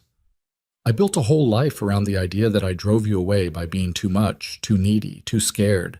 I structured everything around not letting that happen again. I don't date much, David. I haven't in years. I told myself it was because work kept me busy, and that's partly true, but it's also because some part of me decided a long time ago that getting close to someone meant eventually losing them, so why bother starting? David's chest tightened, hearing that, recognizing in her words an almost exact mirror of the armor he'd built around himself after the divorce. The careful distance, the unwillingness to let anyone get close enough to confirm what he already suspected about his own capacity to ruin good things. I did the same thing, he admitted. Different shape, same wall. I dated a little after the divorce, but I never let it go anywhere. The second things started feeling real. I'd find some reason to pull back. I told myself I was being responsible, that I had Eli to think about, that I didn't want to bring someone unstable into his life. But honestly, Claire, I think I was just protecting myself from finding out I'd fail again, the way I believed I'd failed with you. They sat with that for a while. Two people who had spent 6 years building separate, nearly identical fortresses out of the same broken thing, neither of them aware the other one was doing exactly the same. I'm not saying any of this to make a case for something, David said carefully. I want to be really clear about that. I'm not here trying to win you back, Claire. I came to Millhaven to put something to rest, and your mother gave me a truth I didn't expect, and that truth led me here to this table, tonight. But I'm not assuming that truth means we're supposed to pick up where we left off. That would be its own kind of unfair, rushing towards something just because the old guilt finally cracked open. Claire studied him for a long moment, something working behind her eyes. I appreciate you saying that, she said, because I don't know what I want yet, David. Honestly. 2 days ago, I thought I had my whole life figured out, sad in places, but stable, manageable. Now I don't know what's stable and what isn't. I need time. Real time, not performative time where I say I need space and then call you in 3 days because I can't help myself. Take whatever you need, David said. I mean that. I'm not going anywhere. Well, I am. Eventually, I have a son and a life back in Richmond I have to get back to. But emotionally, I'm not going to push you toward anything you're not ready for. Claire nodded slowly, and something in her shoulders relaxed slightly, like she'd been bracing for a different kind of conversation, one with more pressure in it, and was relieved to find this one didn't carry that weight. Can I ask you something now? She said. Of course. What changed for you? Reading the letters, I mean. What's different in you now than the man who walked into my mother's house a week ago? David thought about that question seriously before answering, turning it over the way Eli turned over shells on the beach, looking for the right angle to understand it from. I used to think guilt was the price I had to keep paying for leaving, he said finally. Like if I stopped feeling bad about it, I was somehow getting away with something. The letters didn't erase what I did wrong. I still left. I still didn't fight hard enough. I still let you believe my silence was confirmation instead of explaining what was actually going on in my head. But they showed me I wasn't the only architect of what fell apart. And once I understood that, the guilt stopped feeling like punishment I deserved and started feeling like something I could actually set down. Not forget, just set down. There's a difference. Claire was quiet, watching him, her eyes bright in the fading light. That's the most honest thing I think I've ever heard you say, she said softly. Even when we were together, You were never very good at saying things like that out loud. I'm working on it, David said. 6 years and a box of letters will do that to a person. They didn't resolve anything that night, not in any clean, definable way. There was no declaration, no kiss, no movie moment closing of the 6-year gap between them. They simply talked for nearly 3 hours about everything that had happened in the years they'd missed of each other's lives. Claire's work, the family business she'd grown into running alongside her mother, the strange grief of watching her father decline and pass 2 years earlier, something David hadn't even known about until she mentioned it almost in passing, her voice carefully controlled around the edges of it. "I'm sorry," David said, "about your father. I didn't know." "It's okay. It was hard, but it was also, I don't know, it made some things clearer watching him go. He and my mother spent 31 years not really talking to each other, not about anything that mattered. Right before he died, he told her he was sorry. For all of it. The silence, the distance, all of it. She told me about it afterward, crying, saying she wished he'd said it 30 years earlier instead of in a hospital bed with 2 weeks left." Claire looked out at the water. "I think that's part of why she gave you the letters, David. I think watching my parents waste 31 years not saying the true thing scared her into not wanting to watch us do the same." David thought about Victoria's words from that first afternoon. "I'm 61 years old and not getting any healthier," and understood now the full weight behind them, the specific grief that had pushed a careful, controlled woman into finally doing something reckless and honest. "I owe her a lot," David said, "more than I think I can properly thank her for." "She'll deny needing thanks," Claire said, almost smiling. "And then she'll secretly be thrilled you offered it. That's very much her." By the time they left the pier, the sky had gone fully dark, stars showing faintly through scattered clouds, the ocean a black expanse beyond the railing. Its sound the only constant thing in a night that had rearranged something fundamental in both of them. "I should get back to Eli," David said, standing beside his car. "Joan's been incredibly patient, but I don't want to push it." "Of course." Claire stood a few feet away, her arms wrapped around herself against the evening chill. "Thank you for tonight, David, for being honest, even the parts that were hard to hear." "Thank you for showing up," David said. "I wasn't sure you would, after how you found out about everything." "I almost didn't," Claire admitted. "I sat in my car outside this place for 10 minutes before I came in. But then I thought about my father, in that hospital bed, finally saying the true thing 2 weeks before it was too late to matter, and I thought, I don't want to be the person who waits that long. So I came in." David didn't know what to say to that, so he just nodded, something thick in his throat. "I'll call you," Claire said. "Not tomorrow. I need some real time, like I said, but I'll call you before you leave town, if you're still planning to." "I'd like that," David said. She got into her car and drove off, taillights disappearing down the coastal road, and David stood there for a long moment in the parking lot, the ocean breathing somewhere behind him, before he finally got in his own car and drove back to pick up his son. The next several days passed in a strange, quiet rhythm. David finished the remaining letters in the chest, working through them slowly now, no longer racing toward some understanding he didn't yet have, but simply sitting with each one, letting Claire's voice from those years settle into him properly. The last letter in the box was dated only 8 months earlier, recent enough that David realized, with a jolt, she'd still been writing them right up until Victoria had presumably retrieved the chest from wherever it had been stored, in preparation for this exact reckoning. "David, I don't know why I'm still doing this. Maybe it's habit. Maybe some part of me needs to believe that somewhere out there, even if you never read it, there's a version of the truth that exists outside my own head. I'm 31 now. I run half the company. I have a life that, from the outside, probably looks complete. I'm not sure it is. I think about you sometimes when I'm driving home late from the office, the same road we used to take to the coast that summer. I wonder if you ever drive roads that remind you of me. I wonder if you've forgiven yourself for whatever you've decided you did wrong, because I never properly forgave myself for what I did. I don't think I know how, honestly. I think that's something I need to figure out before I write you another one of these. Maybe this is the last one. Maybe it isn't. I never seem to know until I'm sitting here with the pen in my hand." David sat with that letter for a long time, the final one, dated months before Victoria had ever sent that first message. He thought about all the unspoken parallel grief that had existed in this town without either of them knowing. Claire writing letters that would never be sent. David building a life designed to outrun a guilt that wasn't entirely his. Both of them circling the same wound from opposite directions, never once colliding until an old woman decided she was tired of watching it happen. He spent the next few days mostly with Eli.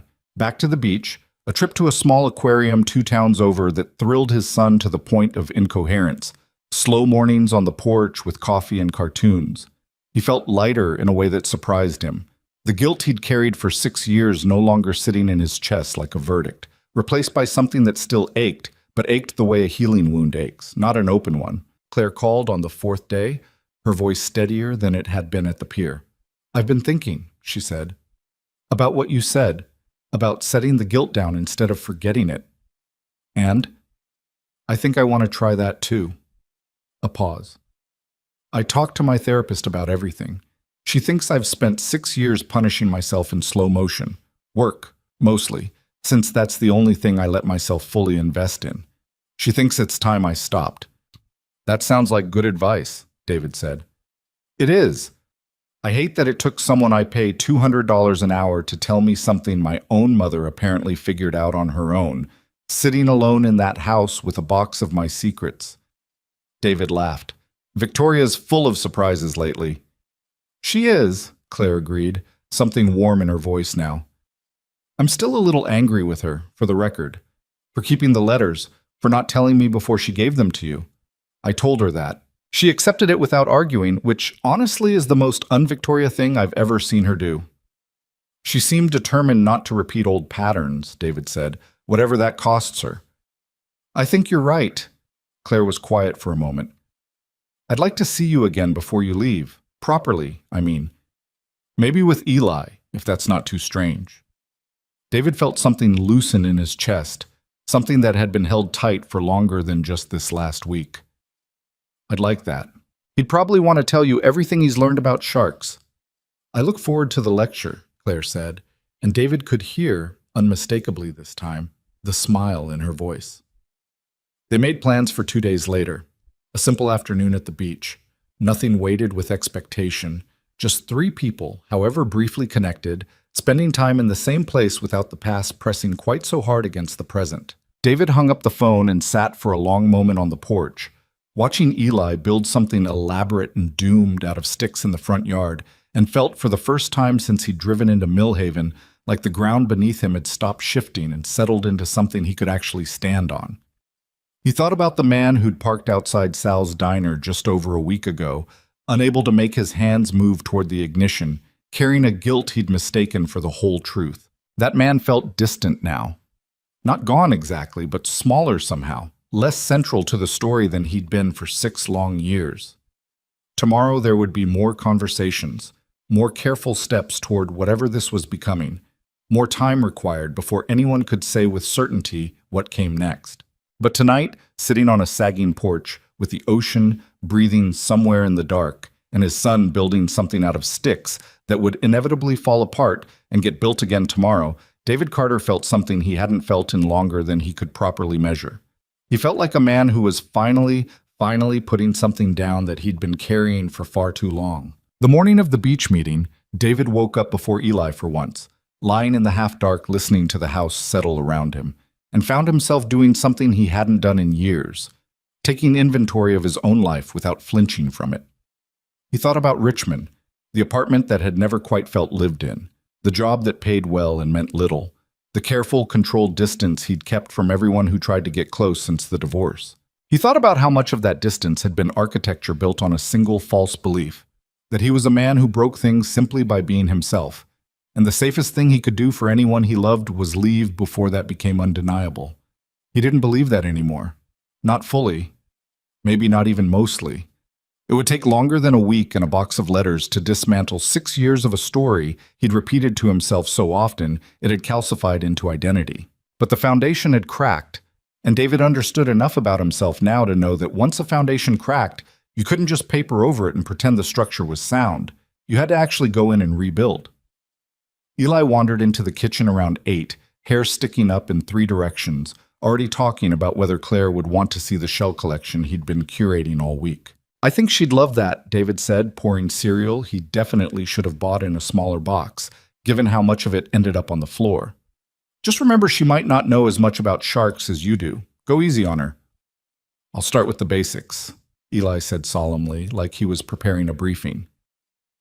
They met Claire at the same stretch of beach David and Eli had been visiting all week, a quieter section away from the pier where the sand was softer and the crowds thinner. She was already there when they arrived, sitting on a blanket in jeans rolled to her knees, watching the water, and something about the picture of her there, ordinary, unguarded, waiting for them, hit David harder than he expected. "Hi," Eli said immediately, dropping to his knees beside her blanket without any of the social hesitation adults burden themselves with. "I brought my shells. This one's my favorite. It's a whelk. Joan looked it up for me." "It's beautiful," Claire said, turning the shell over in her hands with genuine attention, the kind adults usually only fake for children but rarely actually feel. "Did you find this one yourself?" "Yeah, Dad almost stepped on it, but I yelled and he stopped." "Quick reflexes," Claire said, glancing up at David with the first easy smile he'd seen from her since he'd arrived in town. "Years of practice," David said, sitting down on the blanket beside them. "He's been training me all week."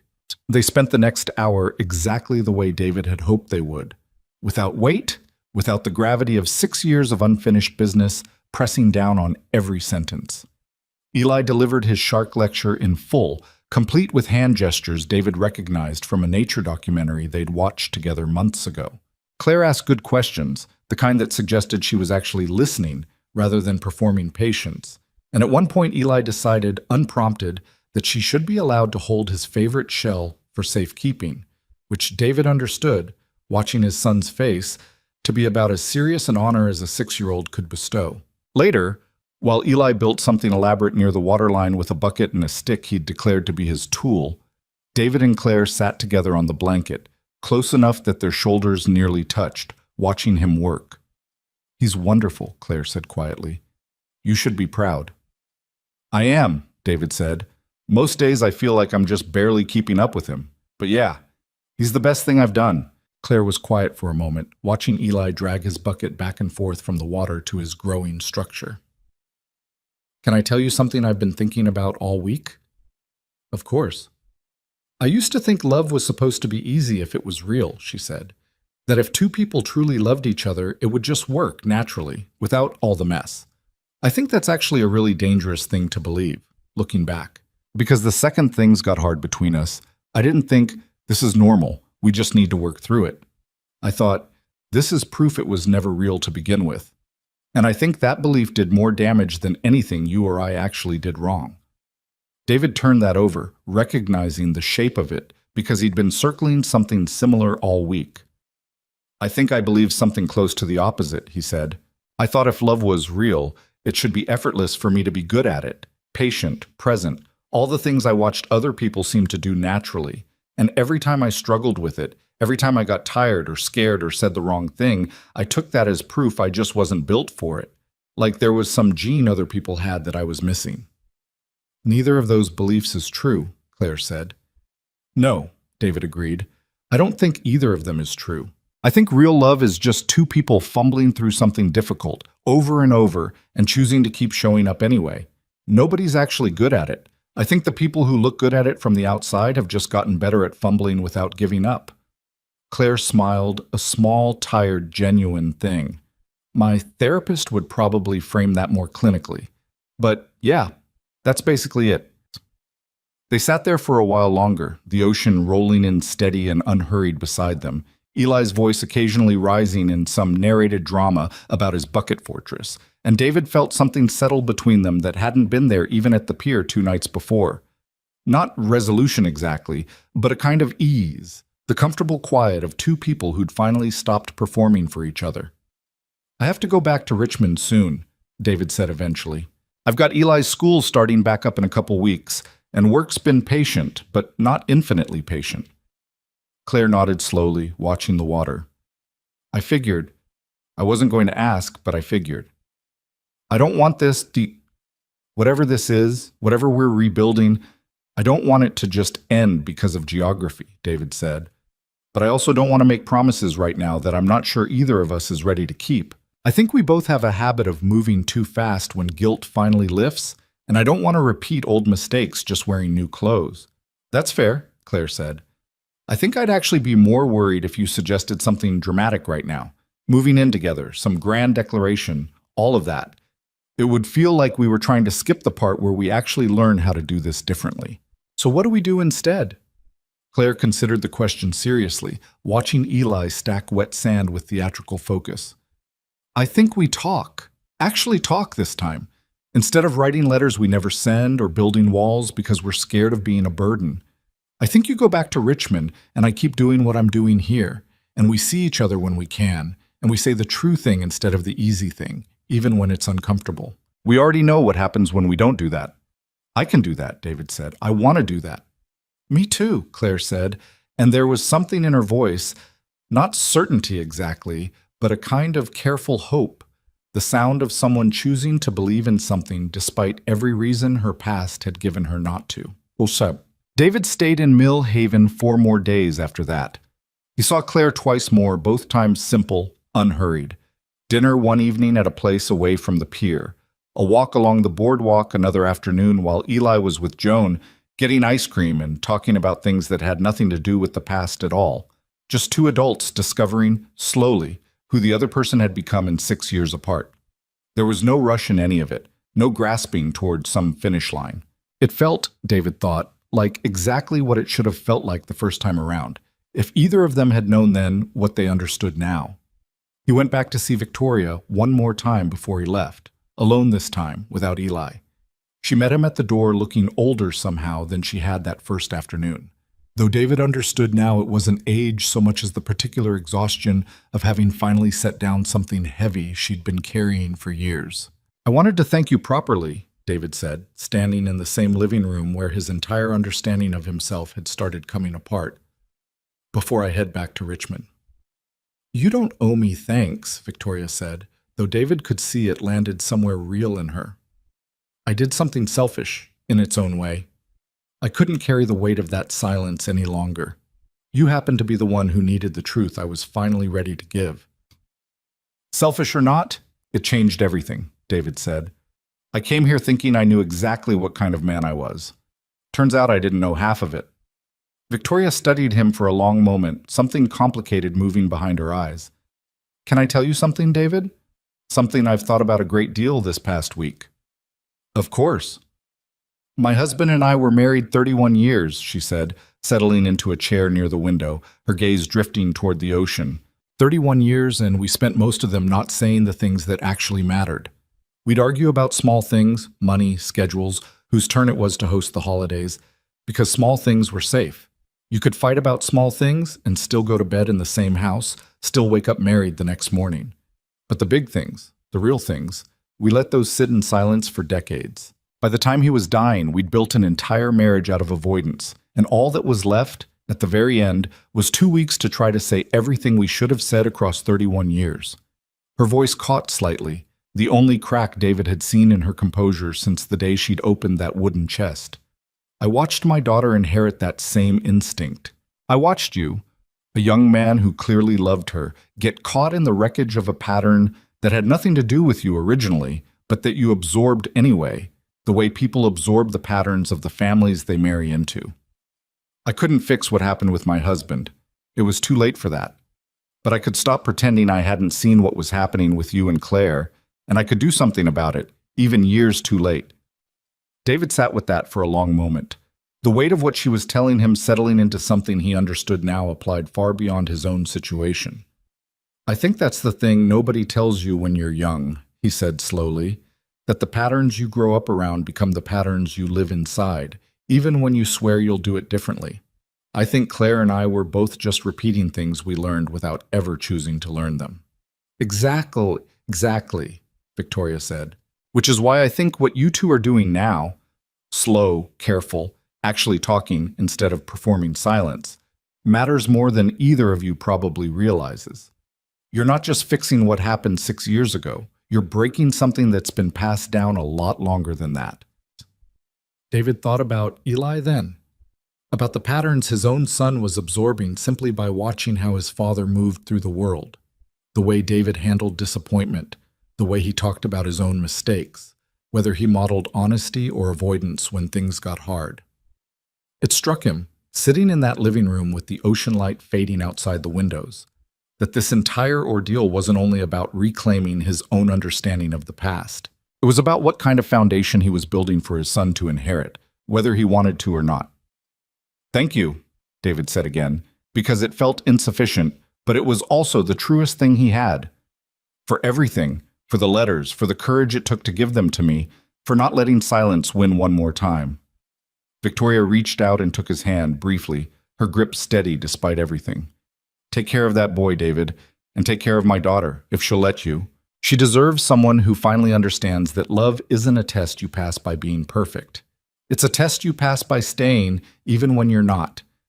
David left the Hale house that evening with something settled in his chest that hadn't been there in 6 years.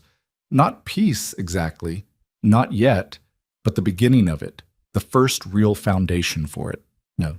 The night before David and Eli were set to drive back to Richmond, he sat down at the small desk in the rental house and wrote a letter of his own. Not to send anywhere, not to anyone in particular at first. He simply needed to put something down on paper the way Claire had needed to, all those years. A way of making sense of something too large to hold only in his head. "I used to think the worst thing a person could do was fail someone they loved. I spent 6 years believing I'd done exactly that. That I'd failed Claire so completely, there was nothing left to do but disappear and try to become someone better somewhere else, someone who couldn't hurt her anymore because he wasn't around to do it.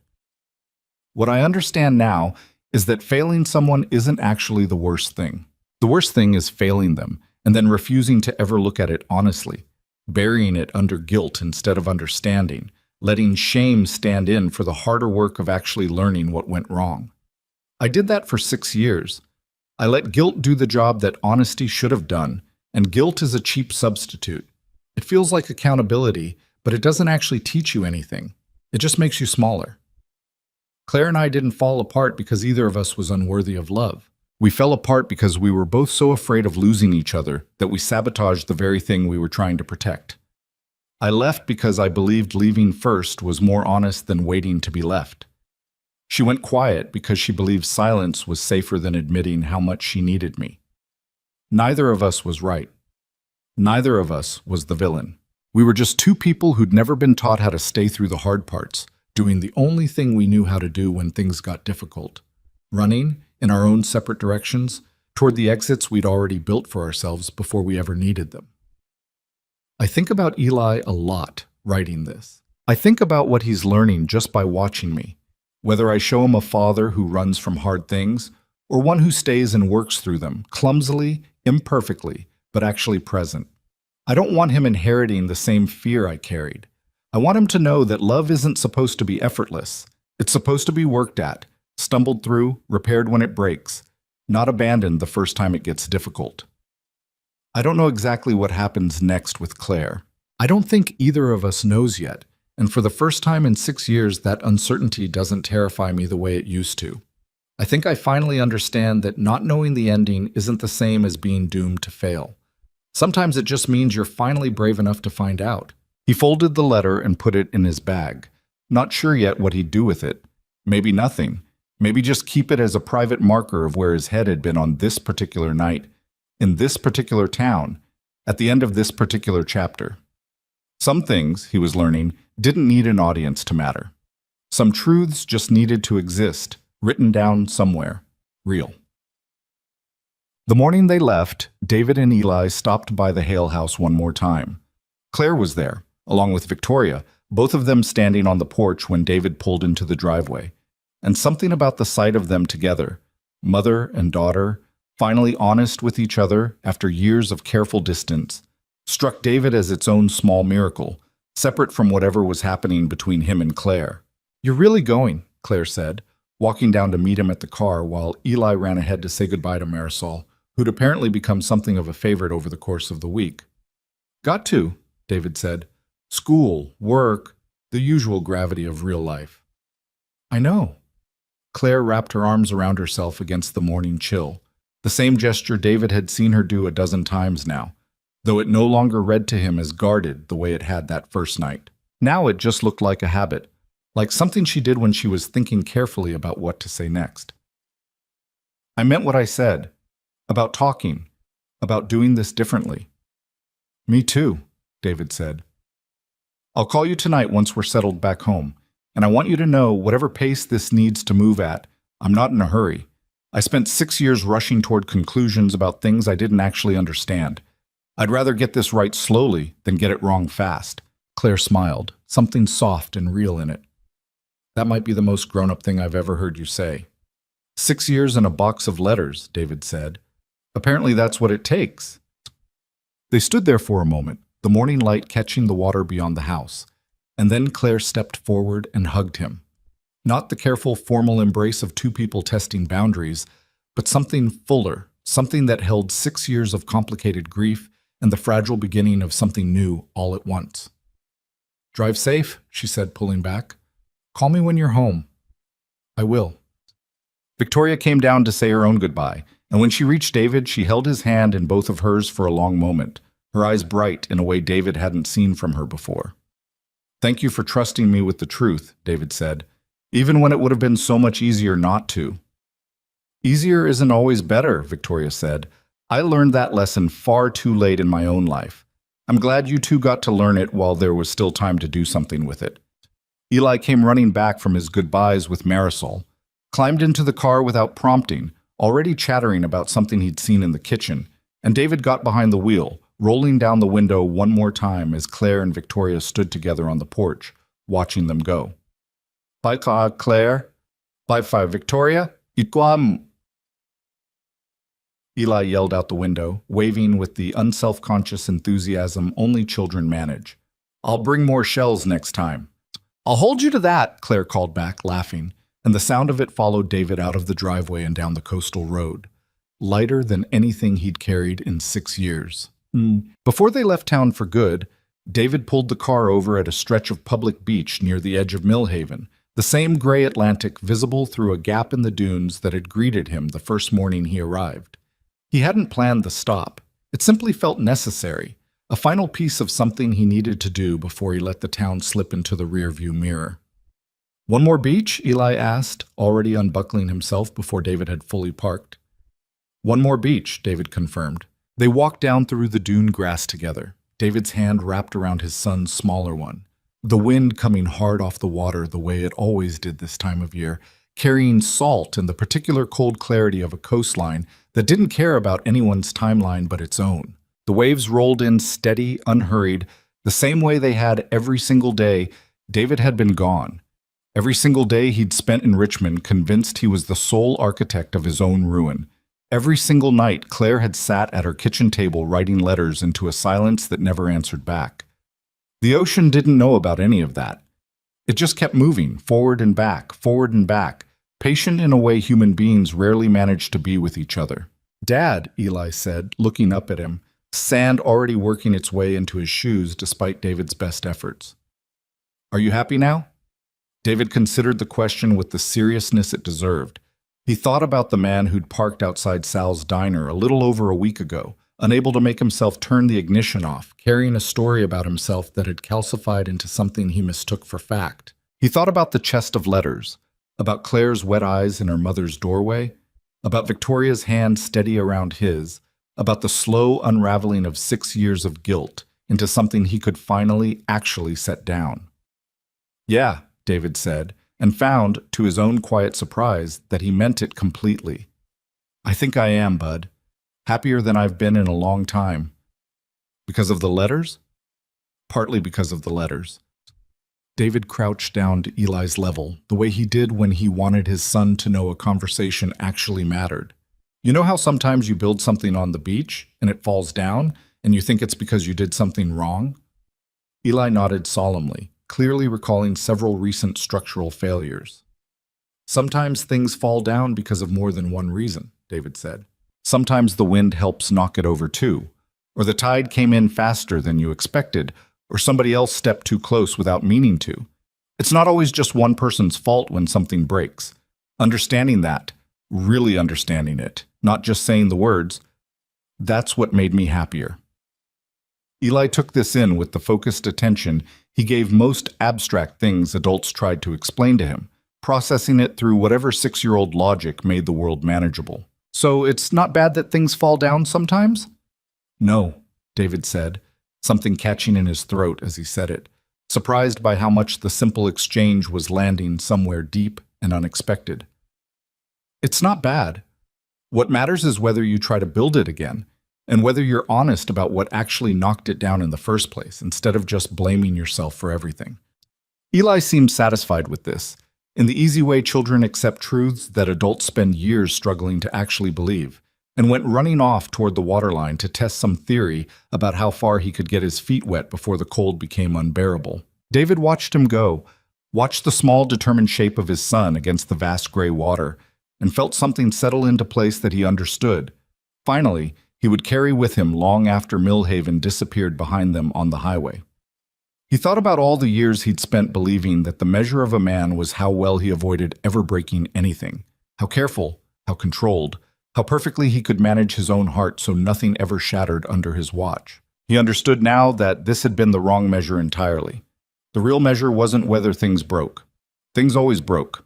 Eventually, no matter how careful you were, because two imperfect people trying to build something together were always going to hit storms neither of them saw coming. The real measure was what you did after, whether you ran from the wreckage and built a story where you alone were responsible, or whether you stayed close enough to the truth to eventually understand it properly.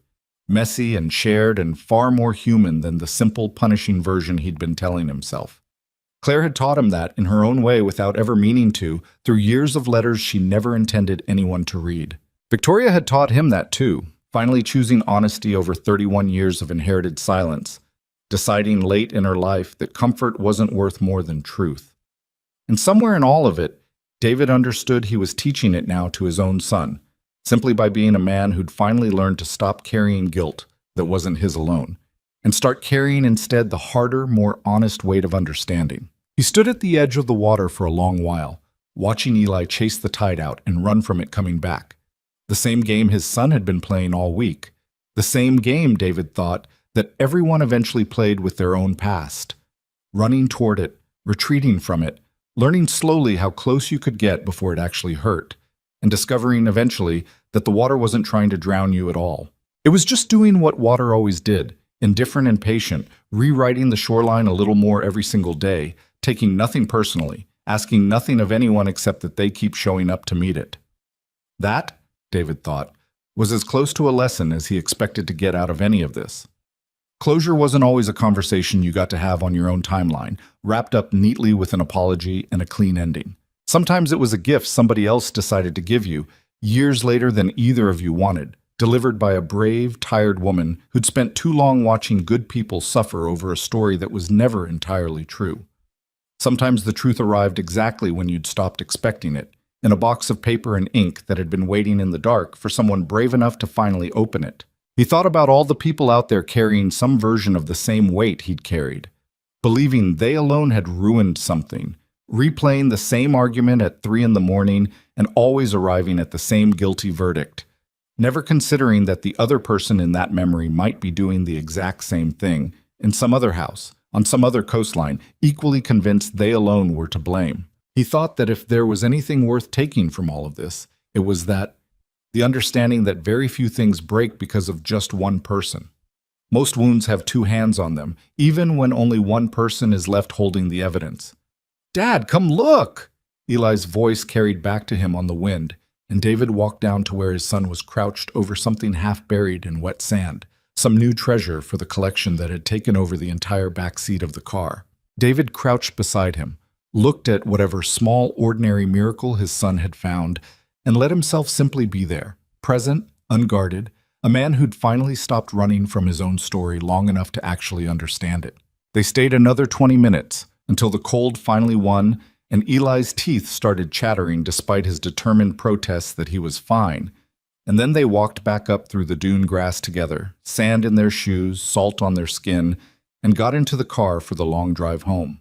David's phone buzzed once as he pulled back onto the highway, Eli already half asleep in the back seat despite his best efforts to stay awake and narrate the passing scenery. A text from Claire, "Drive safe." Call me tonight.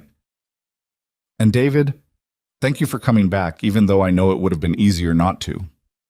David smiled, set the phone down, and watched the gray stretch of Millhaven shrink in his rearview mirror, the ocean disappearing behind the dunes one last time before the highway curved inland. He didn't know exactly what came next. Not with Claire, not with the slow, careful thing they were building from 6 years of wreckage and honesty finally given room to breathe. He didn't know if it would work in the end, or if some new difficulty would eventually test them again, the way difficulty always tested everyone who tried to hold on to something fragile and real. But for the first time in longer than he could properly remember, the not knowing didn't frighten him. It just felt like the next honest chapter of a story he was finally brave enough to keep writing instead of running from. The road stretched out ahead of him, long and ordinary, carrying him back toward the rest of his life. A life that no longer needed to be built on the foundation of a guilt that was never fully his, but on something steadier now, something closer to the truth. Beside him, in the rearview mirror, his son slept peacefully, sand still caught in the creases of his small shoes, completely unaware that somewhere behind them, in a quiet coastal town he'd probably visit again one day, his father had finally learned the difference between running from your past and actually making peace with it. David Carter drove north with the windows cracked and the radio low. No longer the man who'd arrived in Millhaven carrying 6 years of silent blame, but someone lighter, someone clearer, someone finally able to look back at everything that had happened and see it for what it actually was. Not a single failure, not one man's ruin, but two imperfect people who had loved each other as well as they knew how, broken under the weight of fears neither of them understood yet, and were now, slowly, separately, and maybe even together, learning how to build something better out of the wreckage. The waves kept rolling behind him, patient as ever, rewriting the shoreline they left behind, the way they always had and always would, indifferent to everything human beings carried, and willing, every single day, to wash it gently back out to sea. 3 weeks back in Richmond, and David's apartment looked different to him, though nothing in it had actually changed. Same couch, same secondhand bookshelf, same framed photo of Eli's first day of kindergarten propped on the kitchen counter. What had changed was the man walking through the rooms. He noticed himself noticing things. The silence that used to feel like relief now occasionally felt like absence. The late nights at the office that used to feel like virtue now sometimes felt like another kind of running, just dressed up in a tie. He called Claire most evenings, after Eli was asleep, the two of them talking for an hour sometimes only 20 minutes, depending on the day either of them had. There was no script to it. Some nights they talked about nothing important. A contract dispute on her end, a stubborn printer jam on his, the particular indignity of grocery shopping with a 6-year-old who suddenly only ate orange foods. Other nights the conversation drifted somewhere heavier, and David found himself saying things out loud he'd never said to anyone, not even his ex-wife during 3 years of marriage. Not even Mara, who knew almost everything about him. "I think I was scared of being ordinary," he told Claire one night, lying on his couch with the lights off, the city humming faintly outside his window. "With you, back then. I thought if I worked enough, achieved enough, I could make myself into someone worth keeping. I never let myself just be a regular guy who loved you. I was always performing some better version, exhausting myself trying to be impressive instead of just being present." "I did something similar," Claire admitted. "I perform competence. Like if I never let you see me struggle, you'd never realize I needed you as much as I did. I thought needing someone made you breakable." "We were both so busy hiding," David said, "that we missed actually seeing each other." "We're not hiding now," Claire said, and there was something steady in her voice that hadn't been there even at the pier. "No," David agreed. "We're really not." It wasn't always easy. There were nights David hung up the phone frustrated, feeling like the distance between Richmond and Millhaven was doing exactly what distance always did, slowly turning a living thing into a long-distance idea of a thing. There was a week in late September when Claire got swallowed by a crisis at the company, a shipping contract gone wrong, and her calls grew shorter, more distracted, and David felt the old fear rear up, that he wasn't enough of a priority, that this was how it always started, the quiet pulling away that ended in someone disappearing for good. He almost let the fear win. He almost retreated into the silence that used to be his default setting. Instead, he called her directly during a lunch break, instead of waiting for the evening call that might or might not come. "Hey," he said, when she picked up, her voice clipped, clearly mid-crisis. "I'm not calling to add to your stress. I just wanted to say, I noticed you've seemed distant this week, and the old me would have assumed that meant something bad and gone quiet about it. I'm telling you instead. That's all. No expectations. I just didn't want to do the silent thing again." There was a pause on the line, and then Claire let out a breath that sounded like relief. "Thank you for saying that," she said. "I've been buried, David, and I think some part of me has been bracing for you to give up on me because of it. Old habit. I appreciate you not doing the thing where you just disappear and let me guess why." "We said we'd do this differently," David said. "Doesn't mean it's easy. Just means we keep choosing it, even on the hard days." That conversation, small as it was, did more for David's confidence in what they were building than almost anything else that had happened since Millhaven. It wasn't a grand gesture. It was just two people choosing honesty over the comfortable, familiar exit, one ordinary Tuesday at a time. Eli started asking about Claire more often as the weeks went on. In the unselfconscious way children ask about things, adults are still trying to figure out themselves. "When do we go back to the Shark Beach?" he asked one Saturday morning, halfway through a bowl of cereal, his tone suggesting this was a matter of considerable urgency. "Maybe Thanksgiving," David said. "We'll see how everyone's schedules look." "Is Claire your girlfriend now?" David nearly choked on his coffee. "What makes you ask that?" "You smile different when you talk to her on the phone," Eli said, with the devastating directness only small children seemed capable of. "Mom smiles different too when she talks to her work friend Daniel. I think that's what it means." David considered how much honesty a 6-year-old actually needed and decided, in keeping with everything he'd relearned this past month, that the truth, simplified appropriately, was still better than a dodge. "I think Claire and I are figuring out what we are," he said carefully. "We used to know each other a long time ago, before you were born. We're becoming friends again, and maybe something more than that eventually. I don't want to make promises about it yet because I want to make sure whatever we build is solid before I tell you it's a sure thing. Does that make sense?" Eli thought about this with his usual gravity.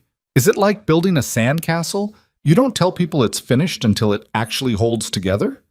David laughed, struck again by how often his son's simple logic landed exactly on the truth adults spent years dressing up in complicated language. "Exactly like that, bud." "Okay," Eli said, apparently satisfied, and returned to his cereal as though the matter were now fully resolved. Thanksgiving came, and with it, the trip back to Millhaven that David had quietly been looking forward to since the morning he'd driven away with the ocean shrinking in his rearview mirror. They stayed at Victoria's house this time. In a guest room, Victoria insisted on preparing herself, despite having a staff who could have done it twice as well. Claire met them at the door, and the embrace she gave David lasted a beat longer than the one in the driveway months earlier, something settled and certain in it now that hadn't fully existed before. Dinner that evening was the kind of meal David hadn't experienced in years. Not performative, not careful, just 4 people, including Eli, sitting around a table telling stories and laughing more than the topic strictly warranted. Victoria, David noticed, looked lighter than he'd ever seen her. The careful armor she'd worn that first afternoon almost entirely gone now, replaced by an ease that suggested honesty really had been worth whatever it cost her. "I want to say something," Victoria announced partway through dessert, tapping her wine glass lightly, drawing everyone's attention with the easy authority of a woman accustomed to commanding rooms. "I spent 31 years married to a man I loved, and most of that marriage was conducted in a kind of polite silence neither of us ever found the courage to break. I watched my daughter inherit that same silence, and I watched a good man nearly disappear under the weight of a guilt that was never fully his. I don't say any of this to dampen a holiday dinner. I say it because I think gratitude only means something when you understand exactly what you're grateful for." She looked at David, then at Claire, something fierce and tender moving across her face all at once.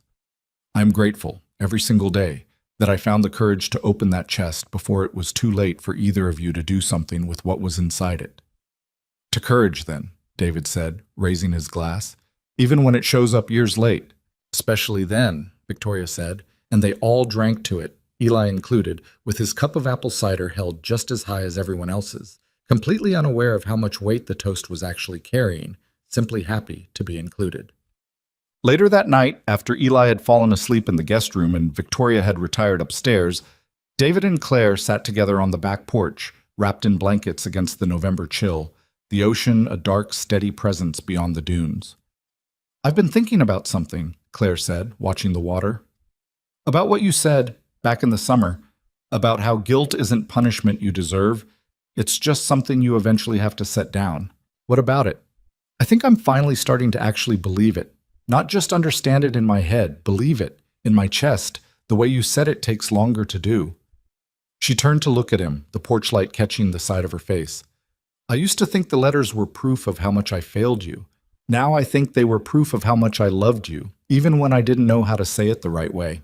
But David reached over and took her hand, the gesture simple, unhurried, nothing performed about it. "I think that's exactly what they were." "Where does this go, David?" Claire asked, her voice quieter now, more vulnerable than he'd heard it since that first night in her mother's living room. "I'm not asking for promises. I want to know what you're hoping for, even if it's not certain yet." David thought about the question seriously, the way he'd learned to think about most things now, slowly, without rushing toward an answer, just to fill the silence. "I'm hoping we keep doing exactly what we've been doing," he said, "showing up honestly, even when it's inconvenient, calling instead of going quiet, letting Eli get to know you properly, at whatever pace feels right for him. I'm hoping, eventually, distance stops being the obstacle it is right now. Maybe I look for work closer to here. Maybe you expand the company's reach toward Richmond. I don't know exactly how it resolves logistically. But I know I don't want to lose this again because we were too scared to keep choosing it on the hard days." "That sounds like enough," Claire said softly. "More than enough, actually." They sat together for a long while after that, not talking, just present, the ocean rolling steadily beyond the dark dunes, indifferent and patient the way it always had been, the way it would keep being long after every person sitting on that porch had lived out whatever story they were currently building. Spring came eventually, the way it always does, indifferent to how slowly or quickly human beings managed to heal. David had by then taken a position with a firm that operated out of both Richmond and a satellite office 2 hours from Mill Haven, close enough that the drive became something he did most weekends, instead of a journey requiring careful planning. Eli had a calendar in his room with stickers marking the days until they saw Claire next, a system Joan had apparently taught him during one of their long afternoons together, and which Eli guarded with the seriousness of an air traffic controller. On a Saturday in April, David stood again at the same stretch of beach where he'd had that conversation with his son the morning they left Millhaven for the first time. The one about sandcastles and blame and things falling down for more than one reason. Claire stood beside him this time, her hand in his, Eli running ahead toward the waterline with a bucket that had survived, somehow, an entire winter in the trunk of David's car. "You ever think about how close we came to never having any of this?" Claire asked, watching her. Watching Eli, David noted, the possessive pronoun forming naturally in his own head before he caught it, surprised by how quickly that had happened. "If my mother had decided to stay quiet a little longer, if you'd never picked up the phone." "I think about it sometimes," David admitted. "Mostly, I try not to dwell on it. I think the better use of that thought is just being grateful it didn't go that way, instead of imagining the version where it did." "That's very evolved of you," Claire said, smiling. 6 years and a box of letters," David said, the line worn comfortable now from repetition, a private joke that had become something closer to a shared truth. Apparently that's what it takes to teach a man something his 25-year-old self refused to learn. They watched Eli for a while, his small, determined shape against the wide gray water, building something that would inevitably collapse and get rebuilt within the hour, the same as it always did. The same as everything human beings tried to construct against the patient, indifferent pull of the tide. David thought, watching his son work, about everything the past year had taught him. That guilt and responsibility were not the same thing, that silence was rarely the safe choice it pretended to be, that two people could love each other completely and still break something together simply because nobody had ever taught them how to hold on properly. He thought about Victoria, finally choosing honesty after 31 years of practiced avoidance. Understanding too late with her husband, but not too late with her daughter and the stranger her daughter had once loved. He thought about all the people out there right now, carrying some version of the story he used to carry, convinced they alone had ruined something beautiful, never imagining that somewhere else, someone they loved was carrying the exact same conviction, equally wrong, equally alone in it. If there was a lesson in any of it, David thought, it wasn't really about romance at all, not at its core. It was about the particular danger of incomplete stories. The way human beings, faced with pain, often reach for the simplest possible explanation, the one that requires the least complexity to carry, even when that explanation is a lie. The truth was almost always messier than the story you told yourself in the dark. The truth required two people to admit two separate failures, intertwined, neither one canceling out the other. Both of them simply human, both of them just trying to survive a fear they'd never been taught to name. "What are you thinking about?" Claire asked, watching his face. "Just how grateful I am," David said, "that your mother decided telling the truth, even years too late, mattered more than staying comfortable." Claire squeezed his hand. "Me too." Eli came running back up the beach, soaked to the knees despite explicit instructions not to go past his ankles, holding something triumphantly above his head. "Look what I found," he announced, breathless. "It's a whole sand dollar, not even broken." He held it out for inspection, and Claire took it carefully, turning it over with the same genuine attention she'd given his shells the first day they'd properly met. And something about the simple continuity of that gesture, the same care, months apart, a relationship built slowly out of 100 small moments just like this one, settled into David's chest like something finally, permanently, at peace. "That's a really good find," Claire said. "You should keep that one safe." "I'm going to put it with the others," Eli said. "I'm building a whole collection. Dad says when I have enough I can make a display." "I'd love to see it sometime," Claire said, and Eli, beaming at the attention, ran back toward the water for more treasure, the bucket swinging from his hand. David watched them both. His son's careful joy, Claire's unguarded warmth as she watched him go. And understood, standing there with the wind coming hard off the water, that he was no longer the man who'd parked outside Sal's diner, unable to turn off the ignition, carrying a story he'd mistaken for fact. That man had needed 6 years and a box of unsent letters to finally understand the difference between guilt and truth, between running and staying, between a wound you nurse forever and one you finally let yourself heal. The waves kept coming, steady and unhurried, the same way they always had, rewriting the shoreline a little more with every pass, indifferent to the human beings standing at the edge of them, working through their own slow, imperfect repairs. David thought that was probably the truest thing the ocean had ever taught him, that nothing stayed broken forever unless you refused to let it heal, and that closure, real closure, wasn't a single conversation or a single letter or even a single moment of forgiveness. It was 1,000 small choices afterward, made over and over, to keep showing up honestly instead of running toward the easier, lonelier exit. He reached for Claire's hand again, and together they walked down toward the water, toward their son, toward whatever came next. Not certain of every detail, not promised a future without its own difficulties, but finally, completely, no longer afraid of finding out.